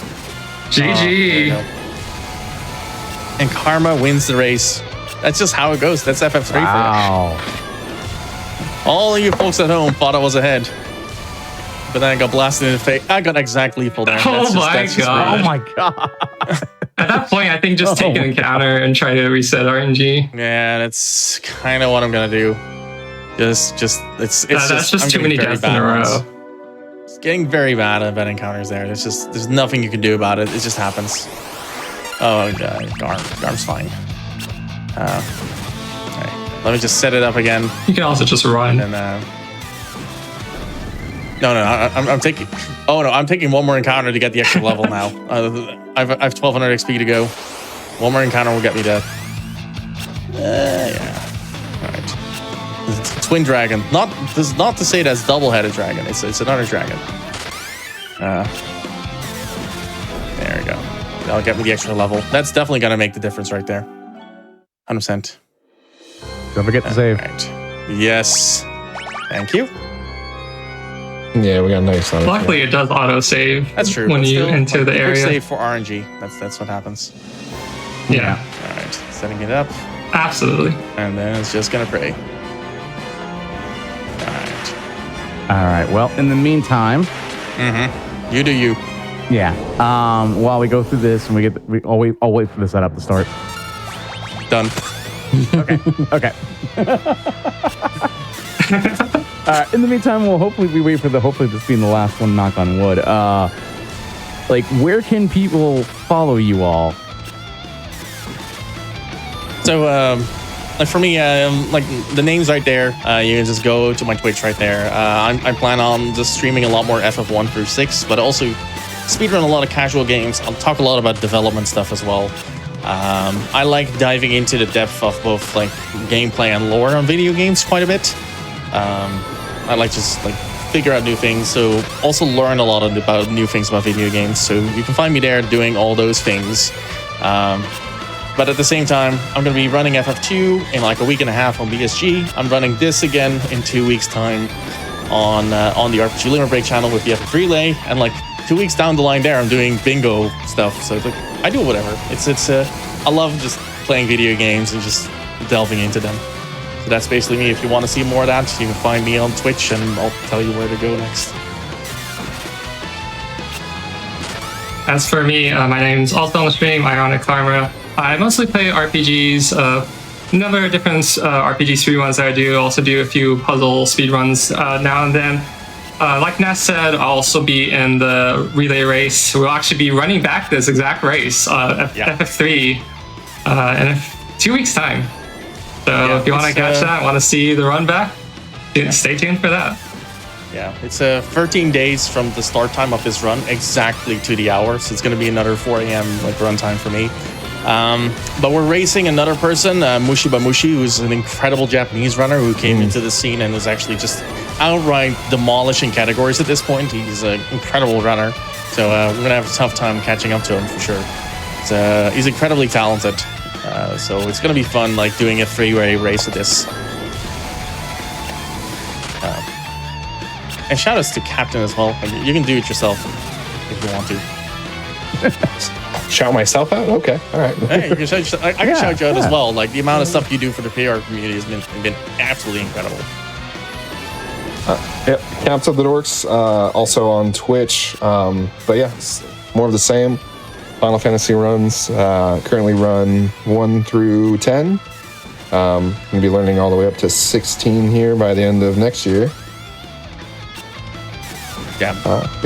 Captain is also has a resource. So if you join one of the first 6 PR or like FF Discords, you will probably find his resource as well. He has a lot of guides out for most of the Pixel remasters. I think just the first 6 up there right now, right? Mostly the first 3, but yeah, working my way up to getting more docs out there. Yeah, so if you want to learn these games, Captain has like a very condensed and very proper set of notes. You can just follow along to get access to these games. You just start playing them around.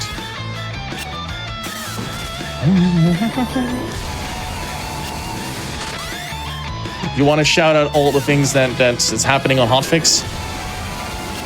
Oh gosh, we have something every day on Hotfix.